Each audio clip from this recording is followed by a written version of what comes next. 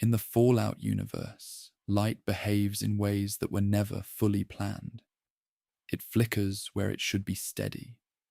It glows where it should have long gone dark.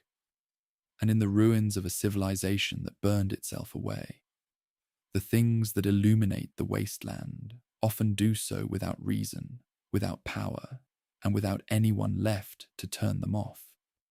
One of the more quietly unsettling details in Fallout 3 concerns the interior of the Citadel, the Brotherhood of Steel's fortified stronghold built within the ruins of the Pentagon. The fluorescent lights inside flicker at irregular intervals, not in any scripted pattern, but in a rhythm that was never deliberately designed. The flicker was a remnant of the rendering process, an artifact of how the engine handled old-style tube lighting. It was retained, not corrected, because it made the space feel inhabited in a particular way. Lived in, unstable, worn at the edges. What remained was a building that felt like it was always on the verge of losing the light entirely, even when it never did. The design of light in Fallout 3 extended even to the smallest carried sources. The Pip-Boy 3000, strapped to the wrist of every wanderer in the capital Wasteland, emits a soft green glow from its screen. In the earliest stages of development, that glow was set significantly brighter, bright enough to wash out the hand model beneath it, making the arm holding it nearly invisible in dark environments. The brightness was reduced 3 separate times before the final value was settled on. That final setting was chosen, according to records from the development period, because it closely matched the glow of a common nightlight. Something designed to illuminate a post-nuclear wasteland was calibrated against something designed to comfort a sleeping child. The connection between light and childhood does not end there. Deeper in the ruins of the capital Wasteland lies Little Lamplight, a settlement carved into a cavern and inhabited entirely by children. The cave ceiling is strung with salvaged neon signs and loops of string lights, casting the space in a warm, irregular glow. No resident of Little Lamplight can explain who first hung those lights. The original decorators were gone long before any current inhabitant was born. Their identities lost to time, their work simply inherited. The lights remain because no one thought to take them down. Jai and the children beneath them have never known the cave any other way. Among the more overlooked details in Fallout 4 is the continued operation of Nuka-Cola vending machines scattered across the ruins of the Commonwealth. These machines remain fully illuminated, their red and white logos glowing steadily, centuries after the bombs destroyed the infrastructure that should power them. No explanation is offered in any accessible record. Internal component descriptions reference a perpetual capacitor design, a self-sustaining power cell, mentioned nowhere else in the Wasteland's documented technology. The machines simply glow as they always have, selling nothing to no one, their light serving no purpose except to remind the ruins that something here was built to last. Perhaps the most deliberate use of light as control belongs to the New Vegas Strip in Fallout. New Vegas.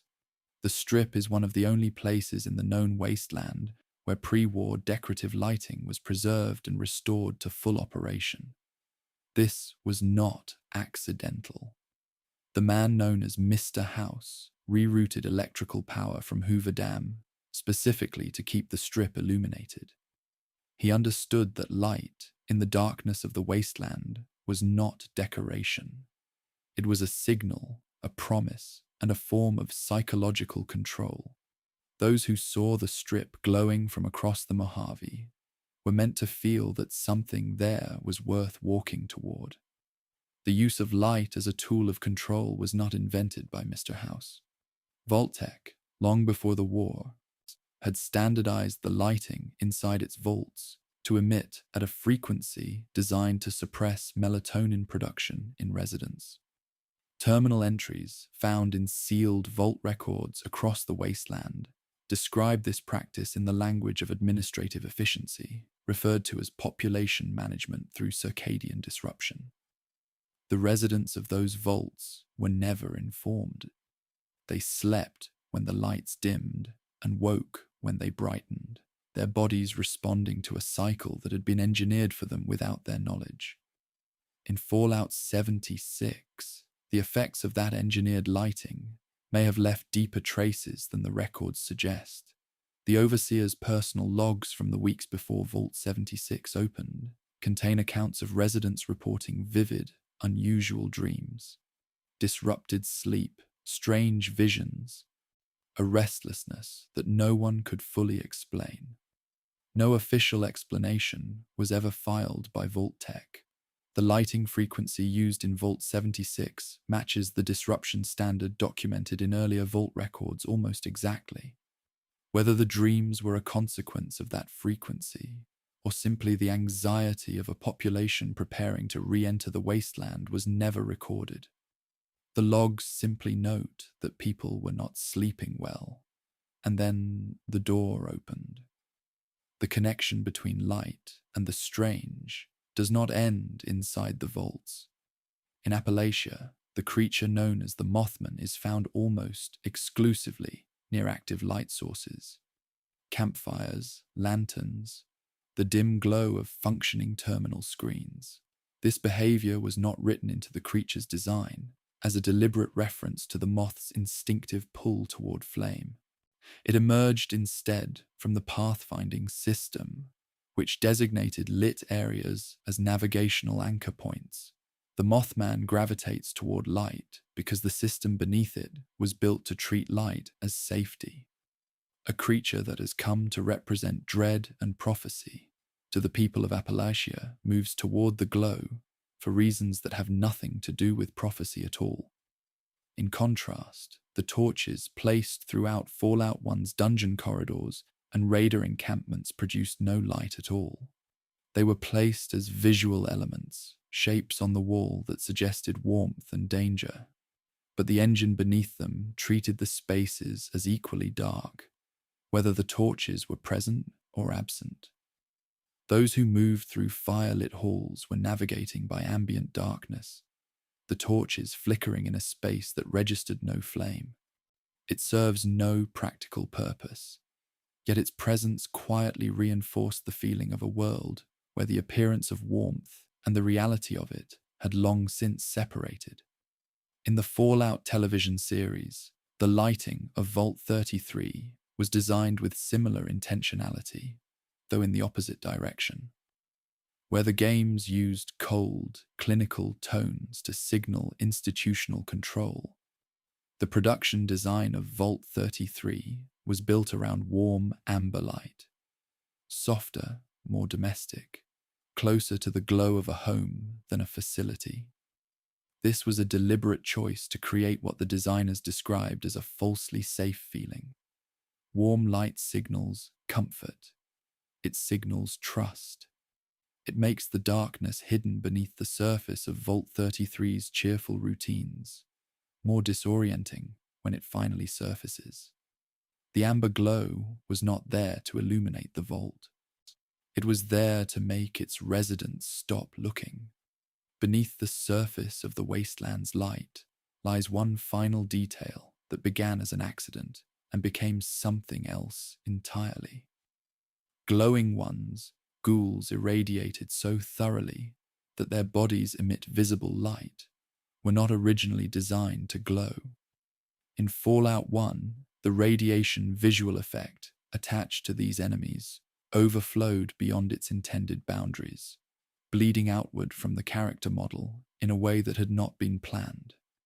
The effect was retained after those who encountered the glowing enemies reported that the unintended light made them feel more threatening, more alien, more wrong. A rendering error became a defining characteristic. A mistake became a creature. In a world where electricity was supposed to die, the lights kept burning, not because anyone chose to keep them on, but because some things, once set in motion, simply forget how to stop. The wasteland is not a silent place. It hums and hisses and beeps in patterns that most never stop to examine. Beneath the music, beneath the wind, beneath the crackling of distant fires, there are sounds that were never meant to be heard, recorded in maintenance tunnels and sensory deprivation tanks and submarine hatches, layered into the world and then quietly forgotten by those who placed them there. The ambient background track that plays inside Megaton in Fallout 3 was composed using recordings made in a Washington, D.C. industrial maintenance facility. The low hum that sits beneath the settlement's theme is not a synthesized tone. It is a real pipe resonating at 60 Hz, the same frequency carried by American electrical mains. For those who settled into Megaton's fire-lit interiors were surrounded, without knowing it, by the sound of a power grid that no longer existed. The hum remained, carried forward in a recording, long after the infrastructure it came from had been destroyed. That electrical frequency connects, in a quiet way, to the signals that once crossed the capital wasteland by radio. Galaxy News radio in Fallout 3 was originally designed with a much smaller broadcast range. The signal belonging to Three Dog, the Wasteland's most determined broadcaster, was meant to fade into static east of the Potomac River. The expanded range was added late in development, but the static bleed effect built for the original boundary was never fully removed. Those who traveled to the far edges of the map could still hear Three Dog's voice dissolving into white noise, present but barely, like a signal that had not yet accepted that it was lost. That same quality of something almost audible defines a detail buried inside the Pip-Boy radio in Fallout, New Vegas. Beneath every station, beneath the jazz and the country and the distant transmissions, there is a faint secondary audio layer. It is a near inaudible loop of crowd murmur and distant machinery, a placeholder ambience track left over from an early build that was never removed from the final audio stack. It remains beneath every broadcast, inaudible without headphones, a ghost of an earlier version of the Wasteland pressed beneath the one that was released. Listening closely enough to the Wasteland reveals other patterns. So the frag mines scattered across Fallout 3 and Fallout, New Vegas emit a rhythmic beeping before detonation, a pattern that audio engineers who analyzed the recordings noted follows the cadence of Morse code. The repeating sequence, when translated, produces something loosely resembling the letters W-A-R. Whether this was designed with intention or arrived at by accident has never been confirmed. The beeping continues regardless, counting down in a language that almost no one reads anymore. Hidden messages in sound give way, eventually, to the sounds of the structures themselves. The vault door opening sequence in Fallout 4, the deep mechanical groan of a blast seal rotating after 2 centuries of stillness, was constructed from 2 separate recordings. The first was a submarine hatch being opened underwater, slowed to 40% of its original speed. The second was the sound of a car engine turning over in winter, layered beneath the first. Neither recording suggests a vault.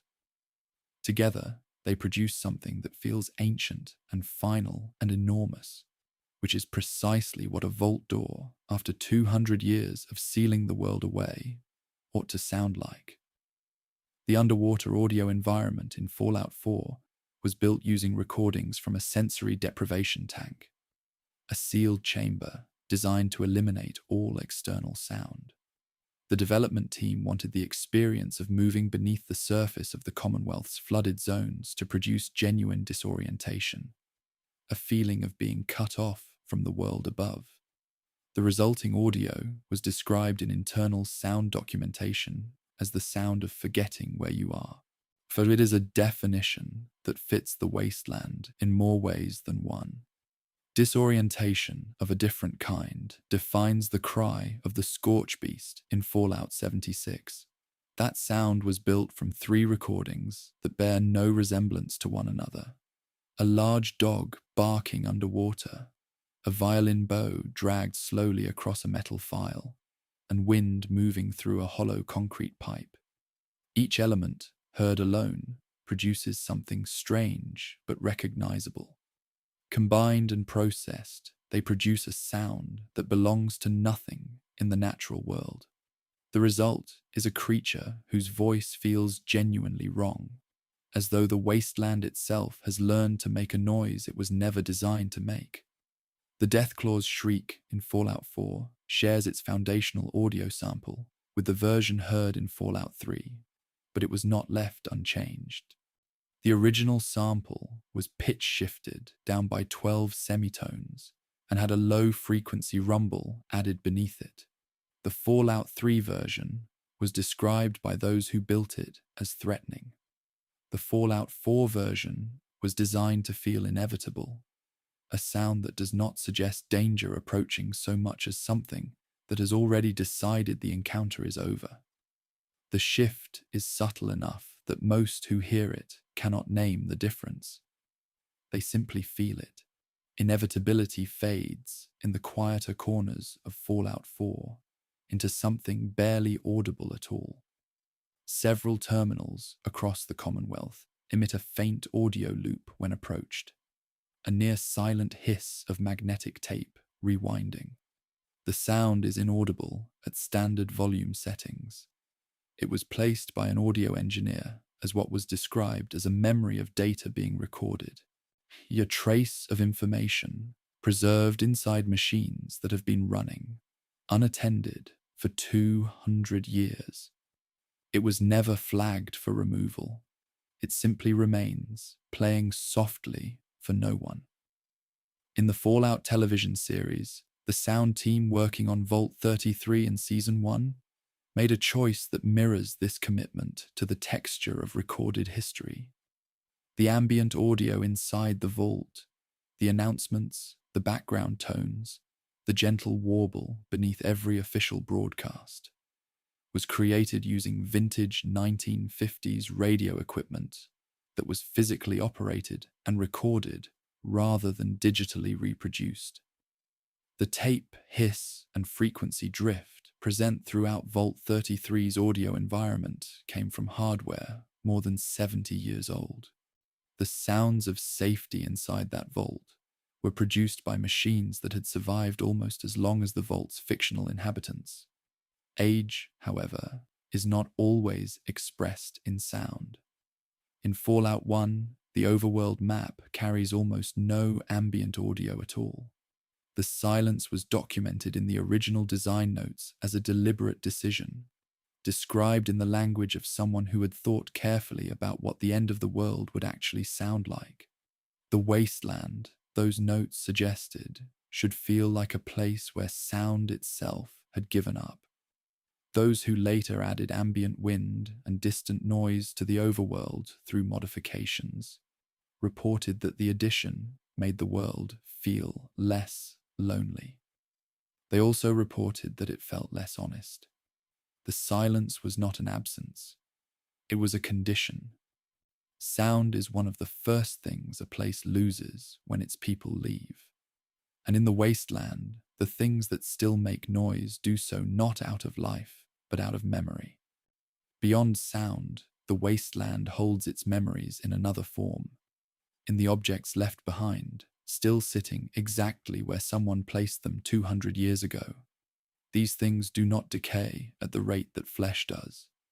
They remain on shelves and desks and floors, patient and unchanged, carrying the shape of the world that arranged them.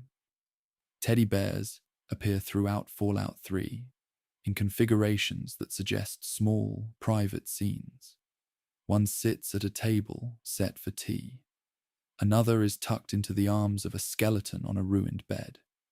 These arrangements were not required by any design document and were not part of any coordinated plan. They were placed individually by different members of the level design team over the course of development. Small decisions made quietly, without instruction, because someone thought it suited the space. The result, spread across hundreds of locations in the capital Wasteland, is a series of moments that feel more like discoveries than design. Yet each one quietly reinforces the sense that the world being explored was once inhabited by people who had gentle habits. The skeletons of Fallout, New Vegas were positioned with similar care. Each one was placed by hand to suggest a particular end. The posture, the location, the objects nearby, all chosen to tell a story that no dialogue would ever confirm. One skeleton, found slumped against a broken-down car beside an empty whiskey bottle, was cited in post-development documentation as an example of passive narrative.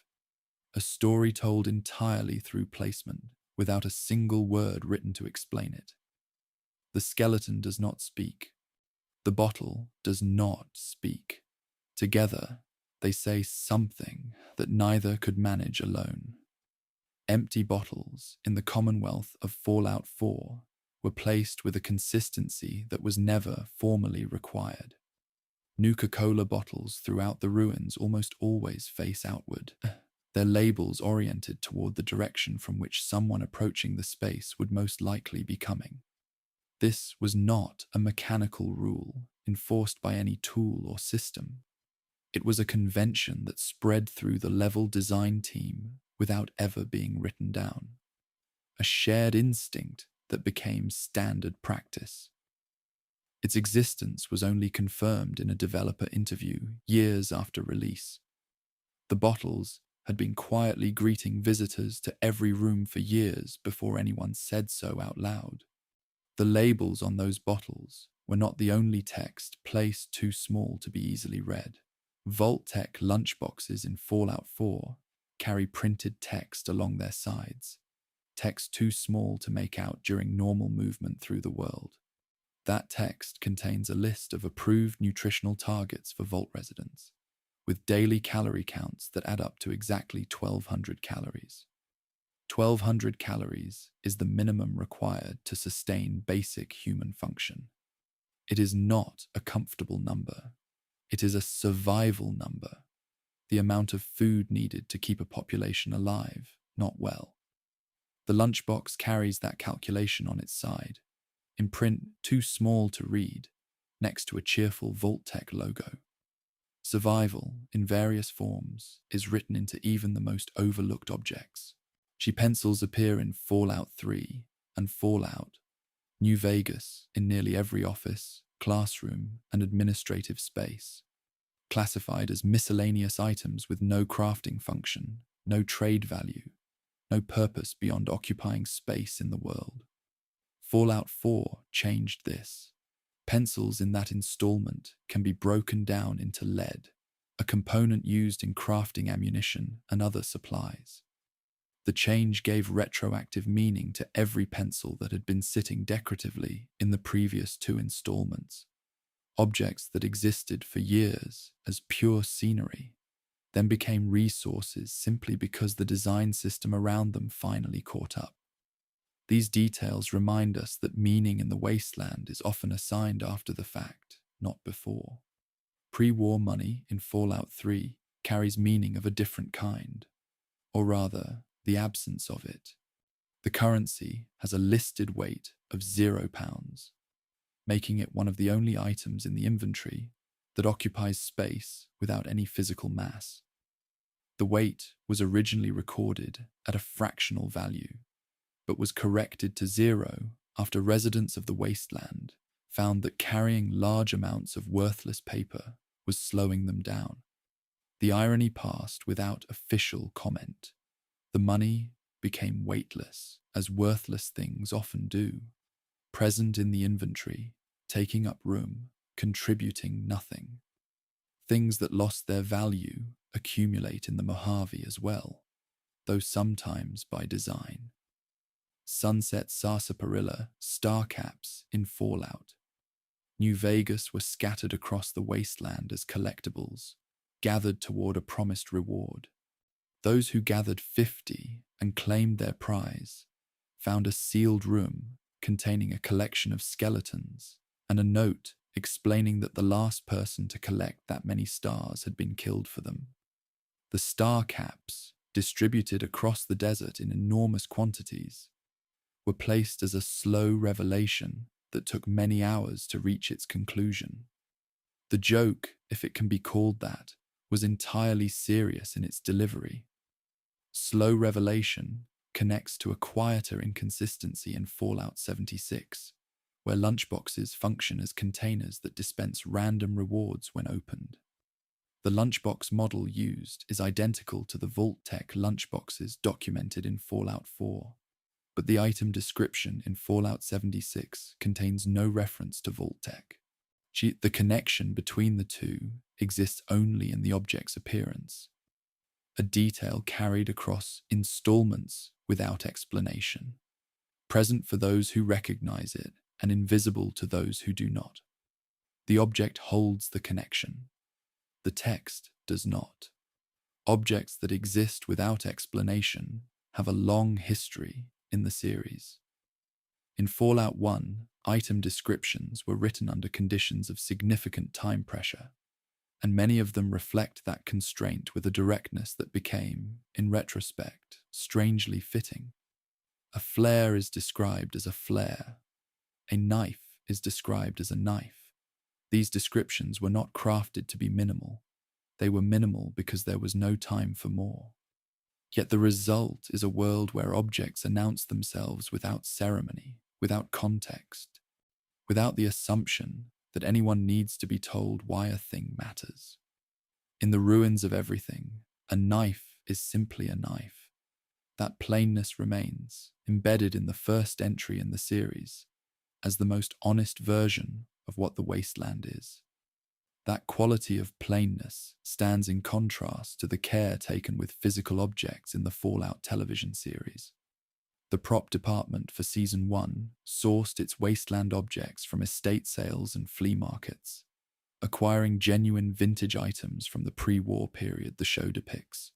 Real 1950s canned goods, authentic lunch pails, period office supplies, objects that had survived the decades since their manufacture and were placed into scenes as background dressing. Several of these props are, according to those who assembled them, genuine antiques of significant value. She's sitting unacknowledged in the corners of frames. The Wasteland of the television series was populated, in part, with objects that had already survived nearly as long as the show's fictional timeline required. Fallout 2 approached objects with a different kind of attention. Among the items that can be found in boxes throughout the world is something called the Tragic Card Game, a parody of the trading card game Magic: The Gathering, complete with dense marketing language that mimics the style of collectible card advertising. The item has no practical use and no meaningful trade value. It was written, reportedly, by a single developer who spent an afternoon on it for no reason connected to the game's design requirements. It was included because it existed, and it remains in the world of Fallout 2 as a small, entirely unnecessary act of creative attention. Objects do not grieve. They simply remain patient, uncomplaining, holding the shape of hands that once touched them, waiting for someone to notice. The objects of the Wasteland tell stories with their silence, but some stories in the Fallout universe were written deliberately, placed in loading screens and terminal entries and background documents by people who understood that the most honest words are the ones written without expectation of an audience. Several loading screen tips in Fallout 3 contain fine print that was never meant to be read. One tip concerning Stimpaks, the Wasteland's standard medical injection, includes a footnote rendered in 6-point font, visible only when the load sequence is paused on older hardware slow enough to hold the screen in place. The footnote reads, Vault-Tec accepts no liability for dependency. The warning sits beneath cheerful instructional text, in print too small for normal conditions to reveal. It is not a disclaimer anyone was meant to see. It is the kind of language that exists to have been written, not to be read. That same corporate distance defines the administrative records found within Vault 81 in Fallout 4. Buried among routine maintenance requests and supply inventories is a memo describing the Vault's original purpose: the deliberate infection of its residents with various diseases in order to test experimental cures. The memo does not emphasize this. It does not flag it. The horror of the experiment is presented in the same detached procedural language used to request replacement filtration units. It reads like a supply order because it was filed like one. The suffering of the Vault's inhabitants was treated, in the official record, as an operational variable. Corporate language, carrying unexamined horror, reaches its fullest expression in the terminal entries of Vault 11 in Fallout, New Vegas. Those entries document, across dozens of logs, the complete deterioration of a sealed society. Residents who were told that one person among them must be sacrificed each year, or the Vault's life support systems would fail. The entries are written in the dry, procedural style of meeting minutes. Motions are raised. Votes are recorded. Names are selected. The final entry in the sequence is a single line: sacrifice suspended. Population 5. 5 people remained. The Vault's society had destroyed itself in compliance with a rule that was entirely fabricated. The deterioration of written records as a mirror of human collapse appears again in Vault 92 in Fallout 3. That vault was sealed around an experiment using white noise broadcasts to trigger violent psychotic episodes in a population of resident musicians. The terminal entries begin with the measured optimism of a program proceeding as expected. Residents are responding well to the auditory program. Over time, the entries grow shorter. The sentences fragment. The final entries stop mid-thought, the cursor blinking at the end of an unfinished observation, as though the person writing simply stopped. The deterioration of the prose mirrors the deterioration of the residents with a precision that was entirely intentional. Fragmented records of a different kind are found in Fallout 2, within the administrative archives of Vault City, a settlement descended from the original population of Vault 8. The city's records contain entries stretching back more than 150 years, written by the Vault's original overseer. Early entries maintain the formal language of institutional governance. Over decades, the tone shifts.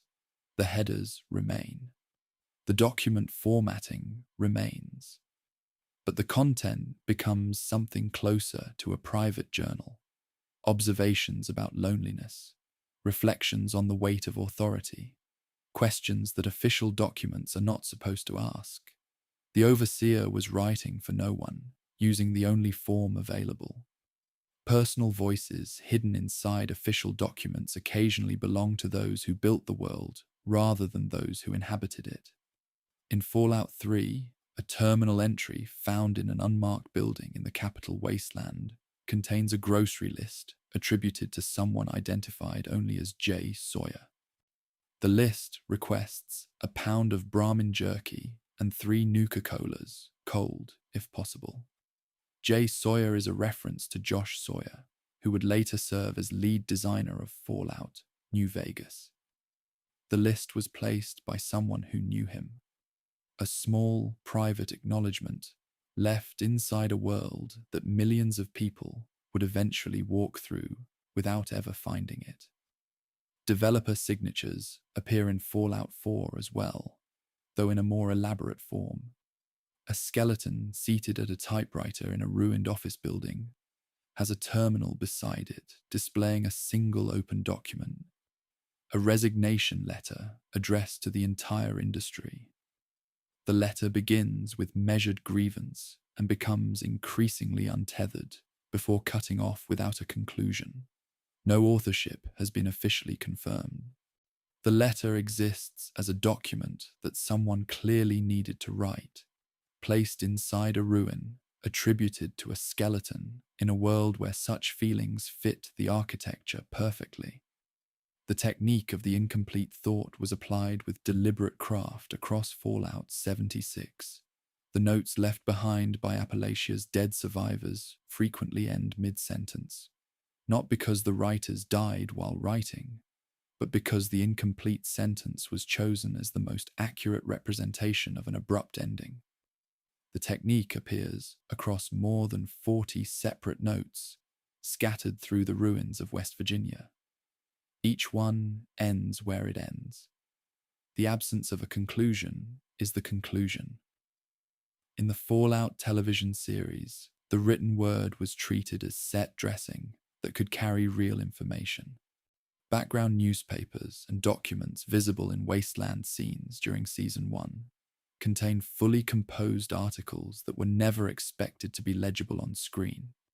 Among them is a front-page story from before the war, reporting on Vault-Tec's efforts to lobby Congress for an accelerated vault construction timeline. The article exists in complete form in a prop newspaper in the background of a scene. It was written to be there, not to be read. Season 2 of the Fallout television series continued this practice in its pre-war Las Vegas sequences. Documents visible in background shots of those scenes contain partial contract language, referencing population quotas and what the text describes as social stability modeling. Details that the production team confirmed were placed intentionally for viewers attentive enough to pause and examine them. The Vault-Tec conspiracy, documented across the series, is written not only in the dialogue, but in the paperwork visible behind it, for those who look closely enough. The tradition of information placed beyond normal reach extends into Fallout 2 itself, where a hidden room, accessible only through methods not available during standard exploration, contains notes, items, and characters that were never intended for the world outside.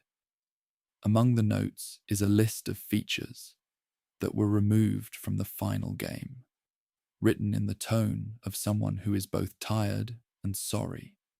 It does not read like documentation. It reads like a letter. It was placed in a room that players were not supposed to reach, by people who needed to put it somewhere, and it has remained there ever since. Words written in places no one was expected to find them are, perhaps, the most honest words of all, written not for an audience, but simply because someone needed to say them. The Wasteland hides its words carefully. It hides its creatures less so, but even the things that move through the dark carry details worth sitting with. The biology of the Wasteland's inhabitants was not designed in any single place or by any single force. It emerged from radiation, from corporate experimentation, from behavioral code that misread its own instructions, and from accidents that were kept because they felt true. Deathclaws were designed from the beginning as something to be avoided. In Fallout 1, the original design documentation described them as a final test, not of combat skill, but of the understanding that survival sometimes means recognizing when not to fight. Their role was never to be defeated in the traditional sense. They were placed as an obstacle that carried a lesson, and that lesson was built into their design from the earliest stages of the series. The Deathclaw's status as an icon of the Wasteland was not an accident. It was an intention that held. The Cazador of Fallout. New Vegas was designed with a similar philosophy, though expressed through different means. These large venomous insects were calibrated to end an encounter faster than a response was possible for a mid-level wanderer. The venom designed to reach lethal concentration in under 4 seconds.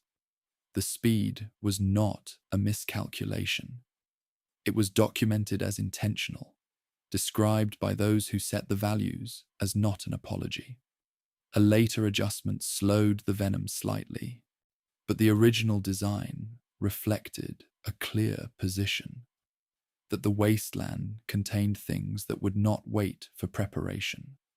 No apology was offered for the rad scorpion's behavior in Fallout 1 either, though in that case the behavior was not designed so much as inherited from a system that could not tell the difference between approach and retreat. The behavioral code that governed the rad scorpion registered all movement as threat. A wanderer standing still and a wanderer running were treated identically. What was meant to produce a patrolling creature produced instead a relentless pursuer. The behavior was retained because it matched the world it inhabited, a wasteland that does not distinguish between the curious and the fleeing. Misaligned behavioral systems also defined the Mirelurk of Fallout 3. The Mirelurk's detection radius was not calculated from the position of its visible eyes. It was calculated from a point slightly above and behind the creature's head model, a disconnect between the visible creature and the invisible system governing its perception. A wanderer crouching directly in front of a Mirelurk, close enough to examine the texture of its shell, was technically outside its field of vision. The creature looked forward. The system looked elsewhere. The two never fully occupied the same space. The gap between what a creature appears to be and what the systems beneath it describe is perhaps most visible in the supermutants of Fallout 3. The lore surrounding these beings, the result of exposure to the FEV, or forced evolutionary virus, describes them as possessing enhanced senses far beyond those of ordinary humans. The behavioral systems assigned to them grant a detection radius shorter than that of the raiders standing beside them. The discrepancy was noted and remained. The supermutants of Fallout 3 are described as apex hunters and behave as something considerably more limited, and neither fact cancels the other out. What the supermutants were meant to represent was defined most clearly in Fallout 1 by the Master, the mutant leader who created the army through forced FEV exposure. His records describe supermutants as the inheritors of the Earth, the next stage in human development. The Master's conviction was total. It was also built on a premise that could be dismantled with a single piece of information. Supermutants are sterile. They cannot reproduce. When this fact was presented to the Master, his ideology collapsed with it. The army he had built to inherit the world had no future. He ended his own existence shortly after. An entire war was concluded not through force, but through a truth quietly delivered. Truth of a different kind defines the ghoul's existence in the wasteland. Ghouls are described in the lore of the Fallout universe as humans who absorbed lethal levels of radiation and transformed rather than died. What the records rarely document is the duration of that transformation, the years during which a person felt themselves changing, watched the process continue and could not stop it. In Fallout New Vegas, the character Roy Phillips describes this experience across a dialogue exchange that runs to nearly 800 words, the longest single account of ghoulification recorded in any entry in the series. The transformation is described not as a moment, but as a slow accumulation of loss. Transformation through the FEV produced other results as well. Centaurs, the multi-limbed creatures that appear alongside supermutant groups in Fallout 3, are described in the Wasteland's biological records as the product of uncontrolled FEV exposure applied to mixed organic matter, humans and animals, fused without design or intention. Their in-world model was assembled from components belonging to 7 separate creature rigs. The notation attached to the finished model file contains 4 words. Do not look at this too long. It is the most candid piece of documentation attached to any creature in the series. The Flatwoods monster of Fallout 76, drawn from a genuine West Virginia cryptid legend, carries its unsettling quality in a behavior that was not designed for effect. During its idle cycle, the creature tilts its head slowly to one side and holds the position motionless for up to 12 seconds before resuming movement.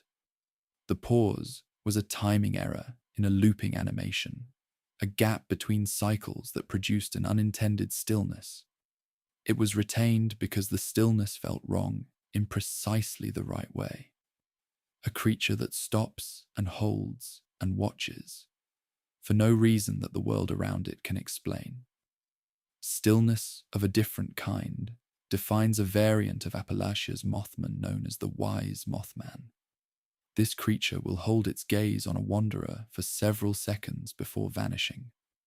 The behavior, like the Flatwoods monster's pause, was not scripted as a dramatic gesture. It was an artifact of an animation loop that had not been fully resolved. It was retained. In the years that followed, an in-world cult formed around the Wise Mothman's behavior, venerating the stare as a sign of prophetic attention. A timing error became a religion. The behavioral code that produced it never changed. Only the meaning assigned to it did. The Deathclaw reached the Fallout television series in Season 2 in a form that had not been possible in earlier media. The creature was rendered using a combination of physical animatronic elements for close-range filming and digital effects for full movement, a production approach designed to allow the Deathclaw to occupy the same physical space as human performers without reduction in scale.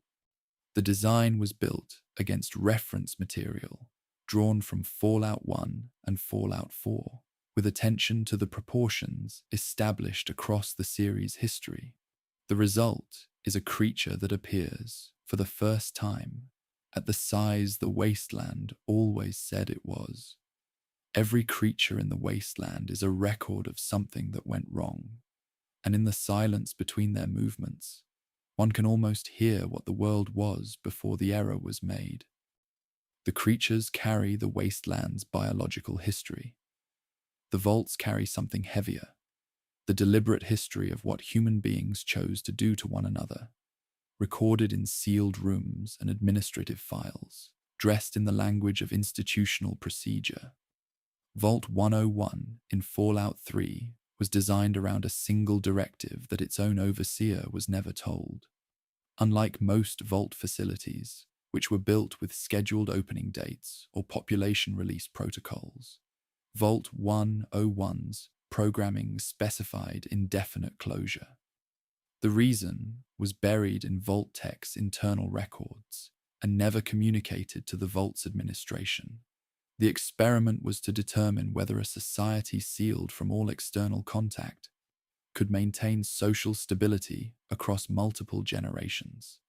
The overseer managed a population, enforced its rules, and passed authority to a successor without ever knowing that the vault's purpose was to observe what he was doing.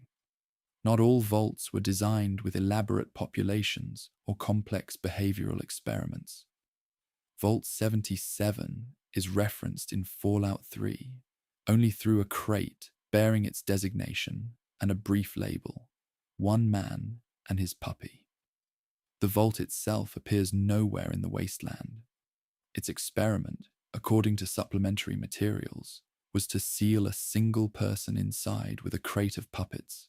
The vault exists in the world of the games as nothing more than a label on a container, a reference without a location, an experiment without witnesses, a number assigned to a room that the Wasteland has not found. The gap between what residents were told and what was true reached its most extreme documented form in Vault 11 in Fallout. New Vegas. The vault's population was informed that one resident must be sacrificed each year, or the facility's life support systems would shut down. The population complied. The annual sacrifice was observed across multiple generations, enforced by committees, recorded in meeting minutes, carried out with the procedural steadiness of a policy that had been accepted as fact. Sealed within the vault's administrative systems was the truth. The life support had no fail-safe. The sacrifice was never required. The Vault Society was destroyed entirely by a rule that Vault-Tec invented and never disclosed. Fictional rules of a different kind governed Vault 21 in Fallout New Vegas, though in that case the rules were disclosed. All disputes within the vault, access to food, medical resources, living quarters, positions of authority, were resolved through gambling. The experiment was designed to test the stability of a society governed entirely by chance. It achieved a kind of stability for a time. When Mr. House consolidated control over the New Vegas region, he had the vault's lower levels filled with concrete. The history of the experiment was sealed beneath the floor. The casino that now occupies the vault's upper levels operates without knowledge of what lies beneath it, serving residents who do not know they are standing on a buried record. Buried history defines Vault 87 in Fallout 3 as well, though in that case the burial was achieved through radiation. The vault's entrance is so heavily irradiated that even a wanderer with the highest possible resistance to radiation exposure dies within approximately 30 seconds of standing at the threshold. The radiation was not an accident or a consequence of proximity to blast zones. It was engineered. Vault 87 was designed as a research facility for the FEV, the Forced Evolutionary Virus, and the radiation at its entrance was Vault-Tec's method of ensuring that only the super mutants produced inside the facility could ever leave it. The vault sealed its own history by making its door impossible to approach. Vault 106 in Fallout 3 sealed its residents in a different manner, not through radiation at the entrance, but through the air supply within. 20 days after the vault was sealed, psychoactive compounds began circulating through the ventilation system. The residents were not informed. The compounds were introduced gradually, over months, at concentrations designed to alter behavior while remaining below the threshold of obvious detection. The experiment was designed to observe whether residents would attribute their changing behavior to one another rather than to their environment. By the time the behavioral changes became severe enough to notice, the compounds had been present for over a year. The residents had been living inside the experiment without knowing the experiment had begun. The question of what residents breathed inside their vaults is raised again, more quietly, in the Fallout television series. In Season 1, a brief background shot of Vault 33's maintenance schematics shows its air and water systems connected to those of Vault 31. The facility housing the cryogenically preserved Vault-Tec executives known as Buds, kept in isolation until the post-war world was ready to receive them. The connection is not stated in dialogue. It is visible in a diagram that occupies the background of a single scene. The implication that the preserved executives held priority access to the shared infrastructure is left without confirmation or commentary. It is simply there in the schematic for those who pause to read it. The hierarchies that Vault-Tec designed into its infrastructure were not always the ones that emerged from them. Vault City in Fallout 2 descended from the population of Vault 8, which opened and established a functioning settlement. Within a single generation, the residents of Vault City had developed a rigid class system dividing full citizens, those born within the original vault, from non-citizens, including the children of vault residents born in the outer courtyard, meters from the vault door. The original design documentation for Vault 8 specified no such division. The hierarchy was invented by the residents themselves, applied to geography, measured in steps, and enforced with the certainty of a law that had always existed. Vault 76 in Fallout 76 was described in its own promotional materials as something different from all other vault facilities, a control vault, free of any experiment, designed simply to preserve the best of American society for 25 years, before releasing its population to begin reconstruction. The terminal entries within the vault, read carefully, contain small inconsistencies. Behavioral observation protocols are referenced without context. Monitoring systems are described in language more thorough than population safety requires. The possibility suggested by these details, that the absence of an experiment was itself the experiment, designed to observe whether residents behaved differently when they believed they were not being watched, is never confirmed. The records simply contain it, quietly, in the margins of an official story. Vault 31 in the Fallout television series carries no such ambiguity once its contents are revealed. The vault is not a residential facility. It is a preservation chamber. Cryogenic pods housing Vault-Tec executives, sealed and maintained in preparation for the moment when the post-war world would be ready to be inherited by the people who had planned for it. Norm MacLean, investigating the vault in Season 1, describes it not as a vault but as a waiting room. The characterization reframes the entire vault system, not a network of survival shelters, but the infrastructure of a corporate succession plan designed to ensure that the world rebuilt after the war would be built by the people who had decided to end the one before it. That the destruction itself may have been deliberate is the suggestion that accumulates across Fallout 3, Fallout 4, and the Fallout television series without ever being confirmed. The evidence gathers in fragments, vault completion timelines that suggest advanced knowledge of a specific date, corporate communications that treat the war as a scheduled event rather than a feared one. In the final episode of Season 1, Hank McClane's actions imply that Vault-Tec's relationship to the nuclear exchange was not passive. The question remains open across all installments. The records are incomplete. The vaults are still sealed, and Vault-Tec, in all its documentation, accepts no liability. The cruelest thing about the vaults was not the experiments. It was that they were designed by people who believed they were being pragmatic, and pragmatism, carried far enough, becomes something that no longer has a name. The vaults were designed by corporations with plans. The wasteland was shaped by factions with beliefs.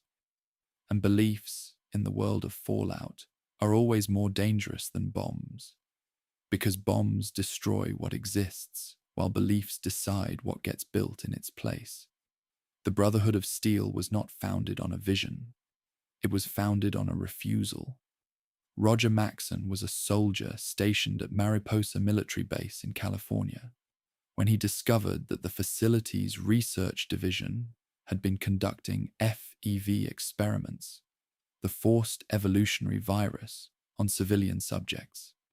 He executed his commanding officer. He then led his unit away from the base, declared independence from the United States government, and began constructing a new order from the materials of the old one. The Brotherhood of Steel was born not from ideology, but from a single moment of refusal, and everything it became was built on top of that moment. The authority that Maxson rejected did not disappear. It relocated. The Enclave, the organization that claimed to be the legitimate continuation of the United States government, based its authority not on any living connection to the institutions that had governed the country, but on an unbroken chain of command that led back to paperwork no living person had agreed to. By the time of Fallout 2, the Enclave was operating from an oil rig off the California coast, led by individuals with no personal memory of the government they claimed to represent. Their authority rested entirely on the assertion that the chain had not been broken, that the signatures on documents sealed before the war still carried the weight of law. The new California Republic, documented extensively in Fallout, New Vegas attempted something different: the reconstruction of democratic governance from the ground up. It is the only faction in the series with elected officials, written law, a standing army structured by rank and regulation, and a currency backed by a material standard. It is also, by the time the Mojave comes into focus, a republic perpetually close to administrative collapse. The NCR's terminal entries and field reports describe an organization stretched far beyond the infrastructure that supports it. Its greatest threat is not Caesar's legion advancing from the east. It is the weight of its own bureaucracy, accumulated faster than the institutions beneath it can bear. Caesar's legion was built as the opposite: a deliberate rejection of bureaucratic instability in favor of rigid hierarchy and enforced discipline. Its architect, Edward Sallow, was a scholar of pre-war history who selected the Roman Empire as his template not out of reverence, but out of what he privately considered practical reasoning. His journals, preserved in the game's records, reveal that he never intended the Legion to be a permanent civilization. It was designed as a tool, a structure brutal enough to unify the wasteland through force, meant to be discarded once that unification was complete. The people who lived and died under the Legion's laws were subjects of an experiment its creator had already planned to end. Designed populations were not unique to Caesar's Legion. The Institute in Fallout 4 presents itself as a sanctuary of scientific progress, the last institution in the Commonwealth genuinely committed to the advancement of the human species. Its internal terminal entries describe a population that was selected not only for professional qualifications, but for psychological profiles that indicated a low likelihood of questioning institutional authority. The scientists of the Institute were engineered to be compliant, chosen through criteria designed to ensure that the organization's decisions would remain unchallenged from within. The future of humanity, as the Institute envisioned it, was a future built by people who had been selected not to ask certain questions. The railroad in Fallout 4 was built on a question the Institute refused to ask: whether the beings it created had any rights at all. The railroad operates from a philosophical position identical to the one that inspired its historical namesake: that persons held in bondage possess an unconditional right to freedom, regardless of their legal classification. Its headquarters is sealed beneath a church in Boston, reached through a cipher puzzle constructed along the city's Freedom Trail. The choice of location was acknowledged by those who designed it as deliberate and unambiguous. The railroad's cause was not subtle, and it was not meant to be. The Minutemen of Fallout 4 operated on a principle simpler than ideology: the belief that neighbors owed each other help when help was needed. At their founding, the Minutemen were entirely volunteer-based, organized around no reward structure and no formal authority beyond the willingness of ordinary people to respond to emergencies in their communities.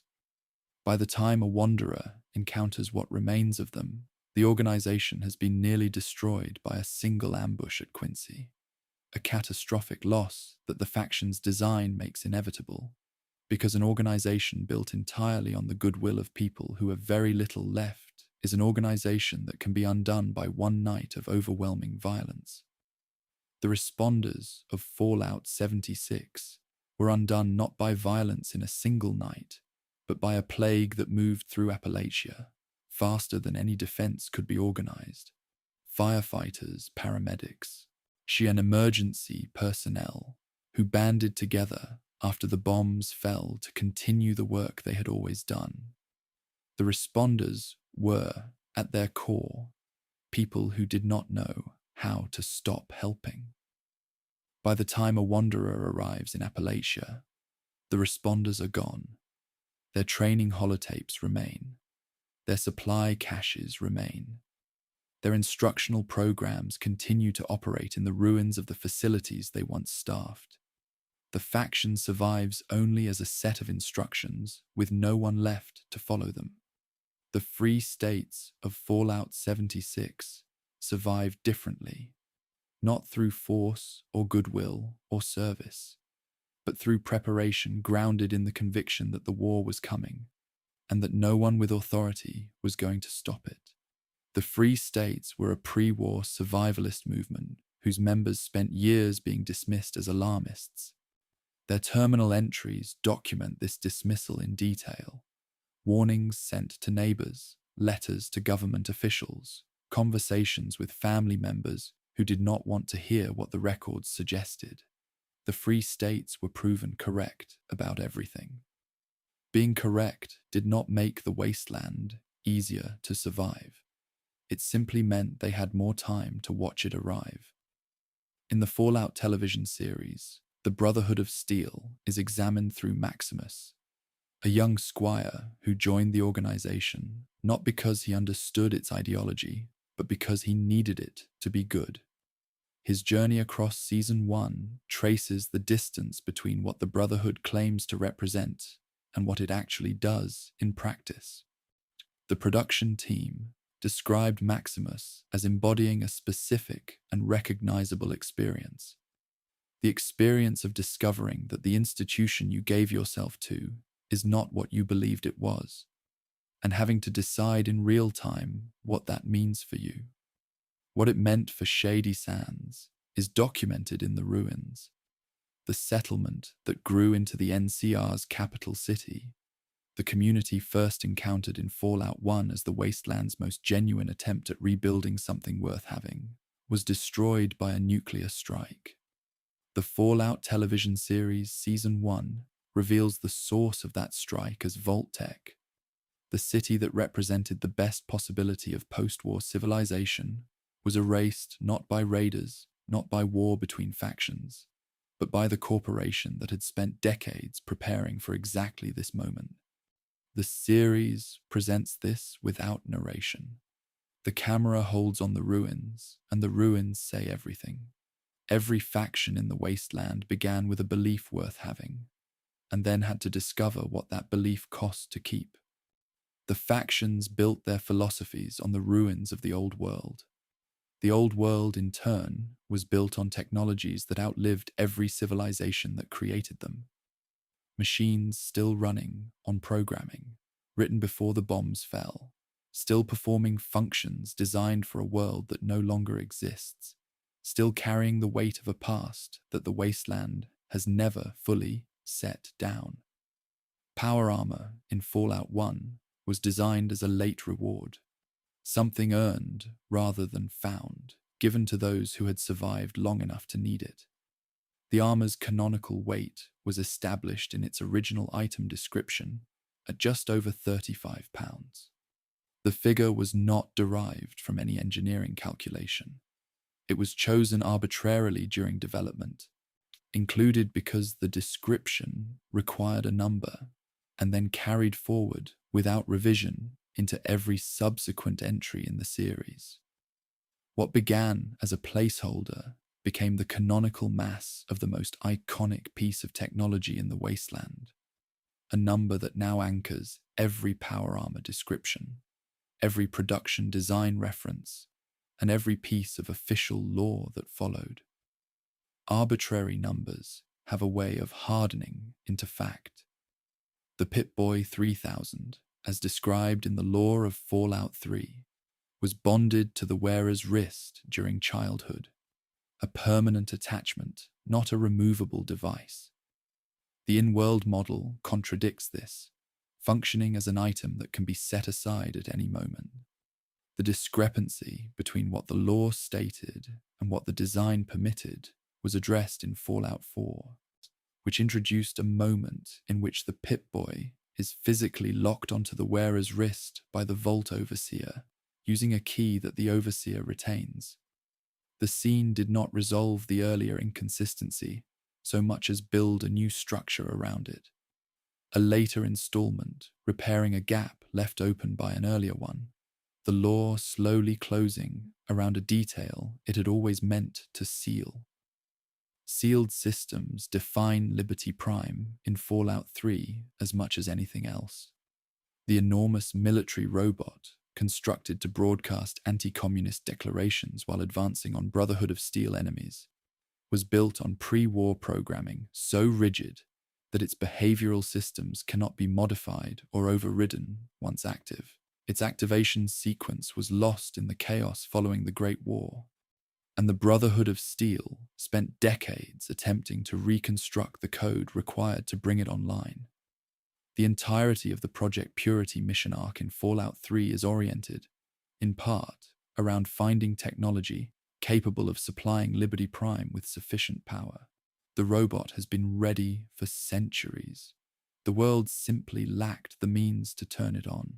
The inability to update or replace old systems extends across the wasteland in a form that surrounds every wanderer who has ever approached a terminal.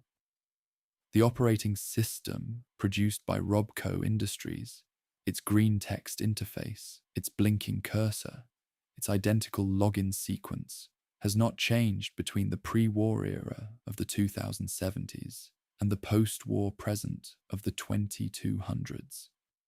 Every terminal in the Wasteland, whether found in a Vault-Tec facility, a military installation, or a collapsed office building, runs on the same system. No one has written a new one. The knowledge required to do so no longer exists. The Wasteland's entire information infrastructure runs on software produced by a company that ceased to exist 2 centuries ago, because there is no alternative. The alternative to maintaining what already existed was, in the lore of Fallout 2, represented by the G-Abaiskie, the Garden of Eden creation kit. The G-Abaiskie was described as the most valuable technology in the post-war world, a self-contained terraforming device capable of converting barren, irradiated soil into land capable of supporting life. The Chosen One's entire journey in Fallout 2 is oriented around recovering a jack for the dying village of Arroyo. When it is finally obtained and used, the action requires less than 1 second. The most consequential technology in the Wasteland, the device capable of making the Earth breathe again, is deployed in a moment that takes no longer than pressing a key. The screen fades to white. Nothing announces the importance of what just happened. Small objects carrying enormous consequence define the Platinum chip in Fallout, New Vegas as well. The chip contains a software update for the Securitron network belonging to Mr. House, code that, when installed, would transform the Strip's robotic security force from a limited patrol presence into a full military apparatus. The entire plot of New Vegas pivots around this object. Mr. House, preserved in a life support chamber in the Lucky 38 casino for over 200 years, arranged events across decades to ensure the chip's delivery. It is worth more than most settlements in the Mojave. It is approximately the size and shape of a coin. Small-scale objects with large-scale implications reach their most philosophical expression in the Generation 3 synths of Fallout 4. These beings, engineered by the Institute to be biologically indistinguishable from humans, breathe, bleed, age, and form memories that they experience as their own. The Institute's internal records contain hundreds of terminal entries debating whether a synth that develops emergent consciousness represents a malfunction or something the engineering process did not intend to create. The debate is never resolved in any document. The scientists who built the technology capable of engineering consciousness never settled the question of what obligations that consciousness created. The philosophical gap between the engineering and the ethics remained open, and the wasteland was left to live inside it. Consciousness preserved through technology rather than biology defines Mr. House, who has maintained his existence since before the Great War through a combination of life support systems and a robotic medical pod that manages the deterioration of his physical form. He has not left the Lucky 38 in over 200 years. His body cannot support independent movement. He controls New Vegas, its economy, its security, its political relationships. From a sealed room at the top of a building, he has not descended from in living memory. The most powerful individual in the Mojave Wasteland exercises that power from a position of complete physical dependence on machines that keep him alive one day at a time. Power expressed through mobility belongs to the vertibird, the tilt-rotor military aircraft that first appeared in the skies of Fallout 2 as a symbol of Enclave supremacy, and later became the Brotherhood of Steel's primary means of projecting force across the Commonwealth in Fallout 4. No faction in the Wasteland is documented as capable of manufacturing new vertibirds. The aircraft in operation are maintained pre-war models or reconstructed from salvaged components, kept airworthy through expertise that is itself becoming scarcer with each passing generation. The skies above the wasteland are occupied by machines that represent the ceiling of what the old world could build, and that ceiling has not been raised since the bombs fell. In the Fallout television series, power armor was brought into the physical world for the first time through practical construction, rather than digital recreation. The suits built for Season 1 were worn by the actors who portrayed Brotherhood soldiers. Physical costumes weighing over 40 pounds each, requiring 2 people to assist with fitting before each scene. The production team calibrated the suit's proportions against design documentation from Fallout 1, specifically to align the physical weight of the television version with the canonical figure established in the game's original item description. The armor worn on screen and the armor described in the Wasteland's oldest records share the same number. What began as an arbitrary choice in 1997 was treated nearly 30 years later as a specification worth honoring. Nuka-Cola requires no such reconstruction because no reconstruction is possible. The formula for the Wasteland's most recognized beverage, preserved in the records of the Nuka World facility in Fallout 4, includes 17 proprietary flavor compounds that no surviving chemist in the Commonwealth possesses the knowledge or materials to synthesize. Every bottle of Nuka-Cola that exists in the Wasteland was produced before the war. The last batch was bottled before the bombs fell, and it has been circulating through the ruins ever since, passed between traders, found in collapsed vending machines, consumed in settlements that have never seen a functioning production line. 200 years after the company that made it cease to exist, the Wasteland is still drinking its inventory. The machines of the old world did not survive because they were designed to. They survived because nothing came to take their place. And the Wasteland, for all its violence, has never been good at letting things go. The machines carried the old world forward. The substances did too, in a different way and for a different purpose. The chems and beverages and compounds of the Fallout universe were not designed for survival. They were designed for feeling, and in a world where feeling had become difficult, they became essential in ways their manufacturers never intended. Jet is the most widely distributed chem in the Wasteland, found in raider camps and trading posts and the pockets of wanderers across multiple entries in the series. It was not a pre-war product. It was invented after the bombs fell, synthesized from Brahmin dung by a teenage chemist named Myron, who worked for the crime families of New Reno in Fallout 2. Myron is presented as one of the most consequential figures in the post-war West, not because of any physical capability or political influence, but because of what he made and what it became.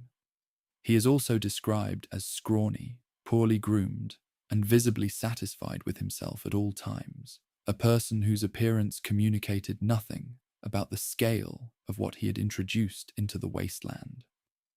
Introduction of a different kind defined Nuka-Cola Quantum in Fallout 3, a pre-war beverage that glowed blue due to the inclusion of strontium-90, a mildly radioactive additive incorporated into the formula by the Nuka-Cola Corporation to produce a product that was visually distinctive on a shelf.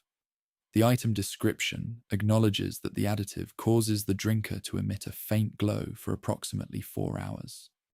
The health consequences of ingesting strontium-90 are not mentioned in the description.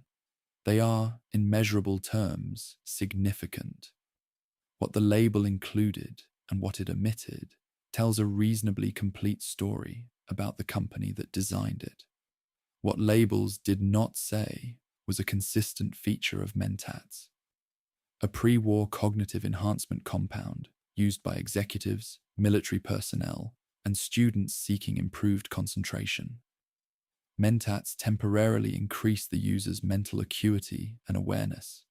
In Fallout 4, the crafting system introduced flavored variants, berry, grape, and a formulation called Grape Rush, each of which adds a bonus to social capability alongside the standard cognitive effects. The addition of fruit flavors to a compound marketed for mental performance suggests, without stating, that the original manufacturer had identified a younger demographic as part of their intended market. The flavors require no further commentary. They are simply present. Marketing to vulnerable populations was not limited to private enterprise. Psycho, the combat stimulant that elevates damage output and resistance to injury, was developed and distributed by the United States military before the war. Terminal entries in Fallout 3 include an Army procurement document for Psycho that lists, in the same order as the stimulant itself, a line item for withdrawal management resources. The dependency was not an unforeseen outcome. It was anticipated, budgeted for, and accepted as a standard operational condition. The military issued the substance and provisioned for its consequences in the same requisition. Radaway occupies a different category. Not a stimulant or enhancement, but a treatment. Described in the Wasteland's medical records as a chemical solution that binds to radioactive particles in the bloodstream and allows the body to eliminate them naturally, Radaway addresses one of the most persistent hazards of post-nuclear survival. Medical documentation found in Fallout 4's hospital facilities describes the full treatment process as requiring between 48 and 72 hours of continuous intravenous administration. The version available in the Wasteland works in moments. The gap between what the records describe and what the substance appears to accomplish is not explained anywhere in the available documentation. Gaps between description and reality define the stimpack as well, though in a different register. Stimpaks, labeled in their official designation as stimulation delivery packages, are the Wasteland's standard medical item, their name communicating almost nothing about their function. The mechanism described in lore involves an injection of healing compounds, nutritional supplements, and materials described as bone knitters. The physical form of the stimpack changed between Fallout 3 and Fallout 4, with the later design presenting a more refined and clinical appearance. Those who preferred the older, more improvised-looking model regarded the revision as an aesthetic mistake, a product of the Wasteland made to look too much like a product of the world that produced the Wasteland. Visual revision connects to the Nuka-Cola variants documented in the Nuka World region of Fallout 4, where the full range of the Nuka-Cola Corporation's pre-war product line was preserved and continues to be dispensed. Among these variants is Nuka Void, a formulation that appears black and absorbs rather than reflects light. Pre-release documentation described its flavor as the quiet darkness between stars. Its in-world item description contains a single word: void. It carries the lowest trade value of any variant in the facility. The flavor that no one wanted was priced accordingly, and the description chosen for it may be the most honest piece of product writing in the entire series. Sunset Sarsaparilla in Fallout. New Vegas survived Nuka-Cola's pre-war market dominance not through superior formula, but through geography. A regional brand produced locally in Nevada, rather than shipped from distant facilities. She was available when the supply chains that fed Nuka-Cola's distribution network collapsed. Its bottles are found across the Mojave, and some carry a blue star beneath the cap. The collectible that initiates a long, hidden questline, built on the promise of a reward that turns out to be a sealed room of skeletons. The brand's mascot, a smiling cowboy, rendered in faded paint on billboards across the desert, has been facing the wasteland for over 200 years. He has not stopped smiling. The wasteland has not provided him a reason to. A Braxo cleaner appears throughout Fallout 3, Fallout 4, and Fallout 76, in the same domestic spaces where cleaning products belong: cabinets and utility closets and kitchen shelves alongside food and medicine. It is not consumed and has no effect when used. In Fallout 4, it functions as a component in explosive crafting. The chemical composition that made it effective at removing stains from pre-war countertops makes it useful in the wasteland for making things detonate. The product itself was not changed. Only the context around it was, and the context proved sufficient. Context shifts define alcohol across the Fallout series as well. The various spirits and fermented beverages available in the wasteland, whiskey, wine, beer, moonshine, provide temporary improvements to certain capabilities while reducing the user's effectiveness in conversation and negotiation. In Fallout, New Vegas's hardcore survival mode, alcohol is among the few consumables that simultaneously addresses the body's need for hydration and reduces its capacity for clear communication. The contradiction is built into the mechanics without comment or explanation. The Wasteland offers no judgment on this.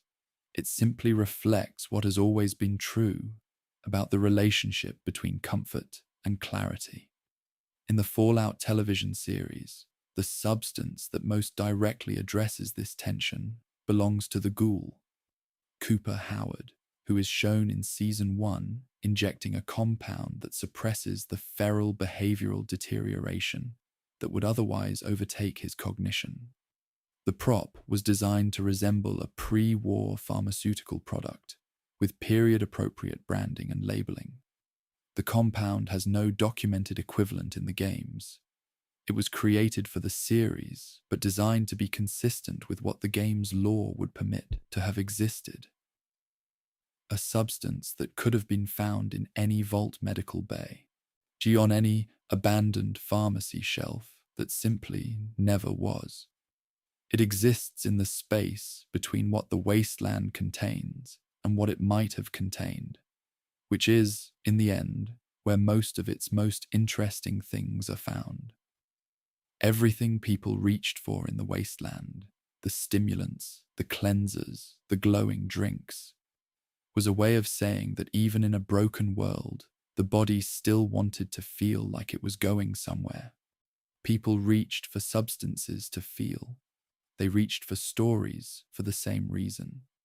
And the Fallout universe is full of stories that exist just at the edge of the main story, in unmarked locations, waiting to be found by those who wander far enough from the path to reach them. east of Rivet City in the capital Wasteland, inside a building that offers no reason to enter and carries no designation on any map. Two skeletons rest in a bed together, one adult, one child. On the nightstand beside them, a note was placed that reads, "I love you. I am sorry." The note cannot be collected. There is no quest attached to the building. No record exists of the scene being discussed in any design meeting. It was placed by a single-level designer, quietly, and left. The only way to find it is to walk through a door that the Wasteland gives no instruction to open. Quiet domestic scenes appear elsewhere in the Wasteland without explanation. In Fallout, New Vegas, a small shack near the eastern edge of the Mojave contains a desk with 2 coffee mugs, a deck of playing cards arranged mid-game, and 2 chairs positioned close together. There are no bodies in the room. There are no notes. Whatever interrupted the card game was something that required both people to stand up and leave immediately, and neither of them returned. The scene is complete precisely because nothing in it explains itself. The absence of explanation is the story. Interrupted lives appear in Fallout 4 as well, in a high-rise apartment in the ruins of downtown Boston, where a room was set for a birthday party that was never attended. Streamers hang from the ceiling. A cake sits on the table, its candles frozen mid-melt, never lit. A wrapped gift rests beside it. The gift can be opened. Inside is a child's toy and a handwritten card that reads, "For when you get home." The building appears on no map legend. It is not attached to any quest. It exists only for those who walk through it, and it holds what it holds without asking anyone to notice. Waiting is expressed differently in Fallout, New Vegas, through the several unmarked locations where 2 skeletons are found in proximity, positioned by hand to suggest that 2 people chose to remain together at the end. One location, along a Nevada highway, features a pair of skeletons with their hand bones rotated and aligned to suggest contact.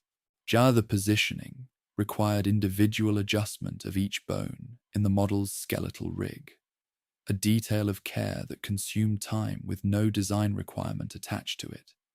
The time spent cannot be seen in the finished scene. Only the result of it can, by those who find the location and look closely enough to notice what was done. Care expressed through hands connects to a skeleton found seated at an upright piano inside a ruined concert hall in the capital Wasteland of Fallout 3. The skeleton's hands are positioned on the keys, not through any automated process, but through the same manual bone adjustment applied to the skeletons in the Mojave. The piano cannot be played. The song the skeleton was performing when the bombs fell is not recorded anywhere in the available lore. That absence was understood by those who placed the scene to be the point. A piece of music that exists only as the posture of someone who was playing it, preserved in the moment before it ended. Songs that ended before they could be heard define a gap that runs through the audio records of Fallout 3. Galaxy News Radio, the broadcast that carries Three Dogs' voice across the capital Wasteland, was originally planned with a larger library of original music, compositions recorded specifically for the game that were removed before release due to constraints on available storage. The recordings were completed. They were produced, mixed, and finalized. They were then set aside and left in the data, fully formed, never broadcast. Those who later extracted and examined these files found complete songs that no listener encountered during the normal experience of the game. The radio played what remained. What was removed stayed silent inside the archive. Silence defines the ghost of a university campus that was designed for Fallout 4 and then removed before the game reached completion. The exterior shells of several buildings remain in the final world, reachable only by navigating around the edges of the mapped area through paths that were never intended as routes. Inside the buildings, the rooms are empty. No objects, no terminals, no inhabitants. The level was designed to a certain stage and then sealed off, its interior left blank, the structure of what it was meant to become visible only in the outline of what it still physically occupies.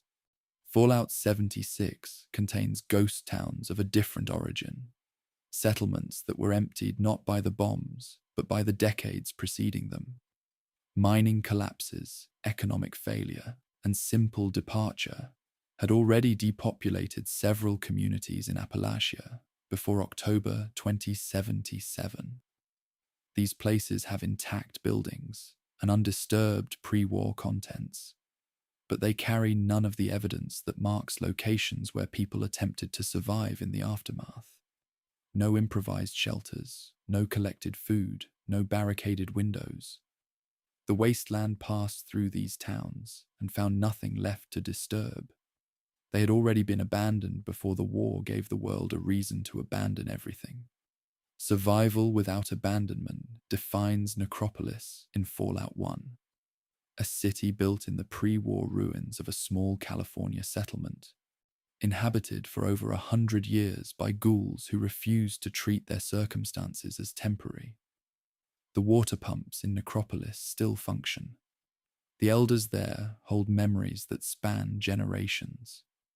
The community endured not because it was well-resourced or militarily strong, but because it kept organizing itself as though organization was worth continuing. Necropolis survives in Fallout 1 as evidence that survival in the Wasteland is sometimes less a matter of strength than of a decision made repeatedly not to stop.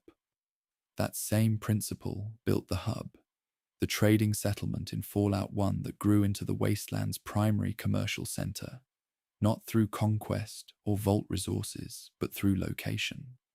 Trade routes crossed at the hub because the geography made it convenient, and convenience became community. Keys and community became a city governed by a council of caravan owners. Its buildings were repaired rather than constructed from scratch.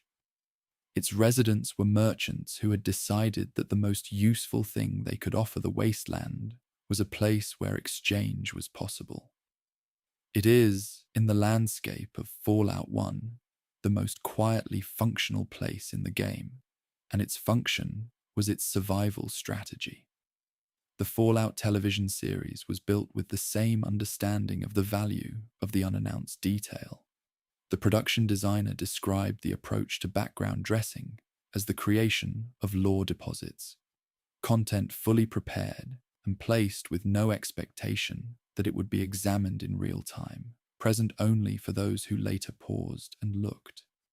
Wasteland scenes visible through windows, at the edges of frames, in the middle distance behind the main action, were dressed and populated as though they would be examined closely.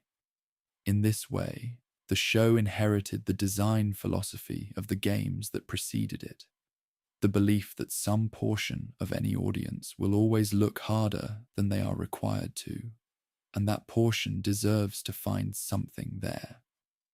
The stories nobody told you are in the end the ones that stay the longest, because you had to want them enough to find them, and the wanting becomes part of the story itself.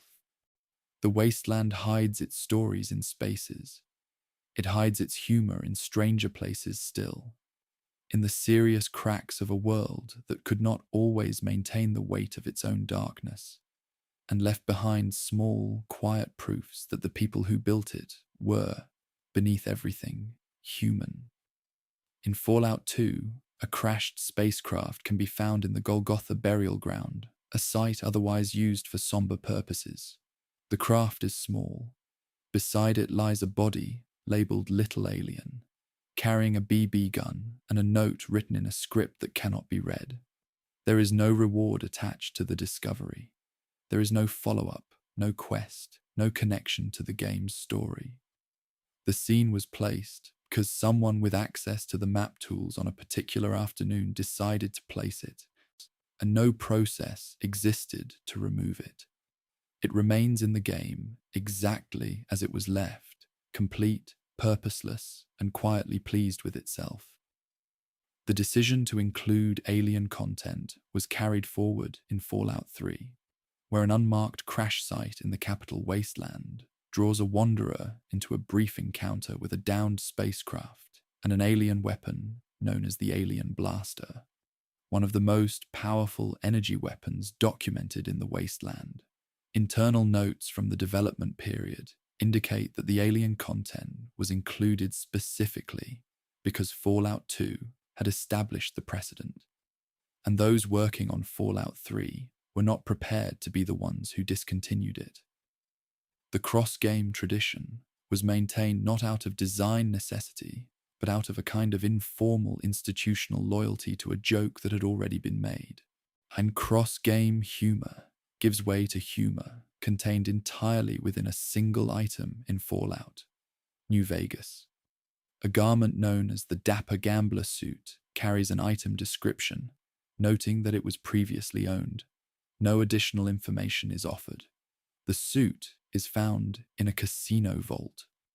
Beside it is a skeleton dressed in an identical suit. The description, the location, and the second suit together imply a complete story about what happened during some prior gambling arrangement, a story that exists entirely in the negative space between those three elements, told without a word of explicit narration and without any mechanism prompting the observer to draw the obvious conclusion. Implications of a different kind are carried by picket fences. A magazine found in Fallout 4 dedicated entirely to the subject of suburban home maintenance and lawn care. Each issue, when read, unlocks knowledge of crafting plans for decorative fencing and garden ornaments. The covers feature the standard imagery of pre-war aspiration: green lawns in full sun, cheerful houses, families arranged in poses suggesting contentment. The magazines are found throughout the ruins of Boston in near-perfect condition. They have survived the end of civilization better than almost everything around them. The lawns they advertised are gone.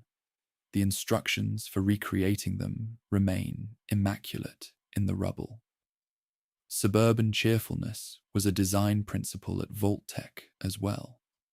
Promotional materials distributed by the corporation, posters, pamphlets, instructional graphics, maintained the same relentless brightness, regardless of what the text beneath the images actually stated. One poster documented in Fallout 4 reads, "Safety is our promise," above an illustration of a vault door sealing shut. Beneath the illustration, in print too small for casual observation, the text includes a line confirming that Vault-Tec accepts no responsibility for conditions inside the vault. The promise and the disclaimer occupy the same document. The design ensured that only one of them would be read. Vault 108 in Fallout 3 requires no fine print to communicate its nature. The vault was used to clone a single resident named Gary until the cloning process had produced a population consisting almost entirely of Gary variants. Each clone retained a single verbal behavior: the ability to say the name Gary, expressed across a range of emotional registers that included aggression, inquiry, and distress. The vault contains no terminal entries explaining the purpose of this experiment. It simply exists as a sealed space where every voice says the same word in the same name forever. A condition that was designed by someone who understood that the joke and the horror were, in this case, the same thing. The mysterious stranger of Fallout. New Vegas operates in a register somewhere between comedy and myth. The character appears at random during certain combat situations, eliminates an opponent, and departs before anything more can be determined about him. His appearances are accompanied by a brief musical signature. Audio records extracted from the game's files contain over 30 recorded vocal lines attributed to the mysterious stranger that were never used. Lines in which he comments on events, acknowledges being delayed, and in one recorded instance, hums quietly to himself for several seconds. The lines were recorded in full. They were never implemented. The mysterious stranger's inner life was documented and then sealed away, accessible only to those who looked for it in the data. The documentation found inside the files of Fallout 3's Dogmeat character serves a different purpose. Dogmeat, the canine companion of the capital Wasteland, is designated as essential, meaning he cannot be permanently harmed regardless of circumstances. The note attached to his character file in the game's data reads, in full capitals, that Dogmeat must not be made killable, and that this point is not open to discussion. The note is formatted in the same style as standard internal documentation.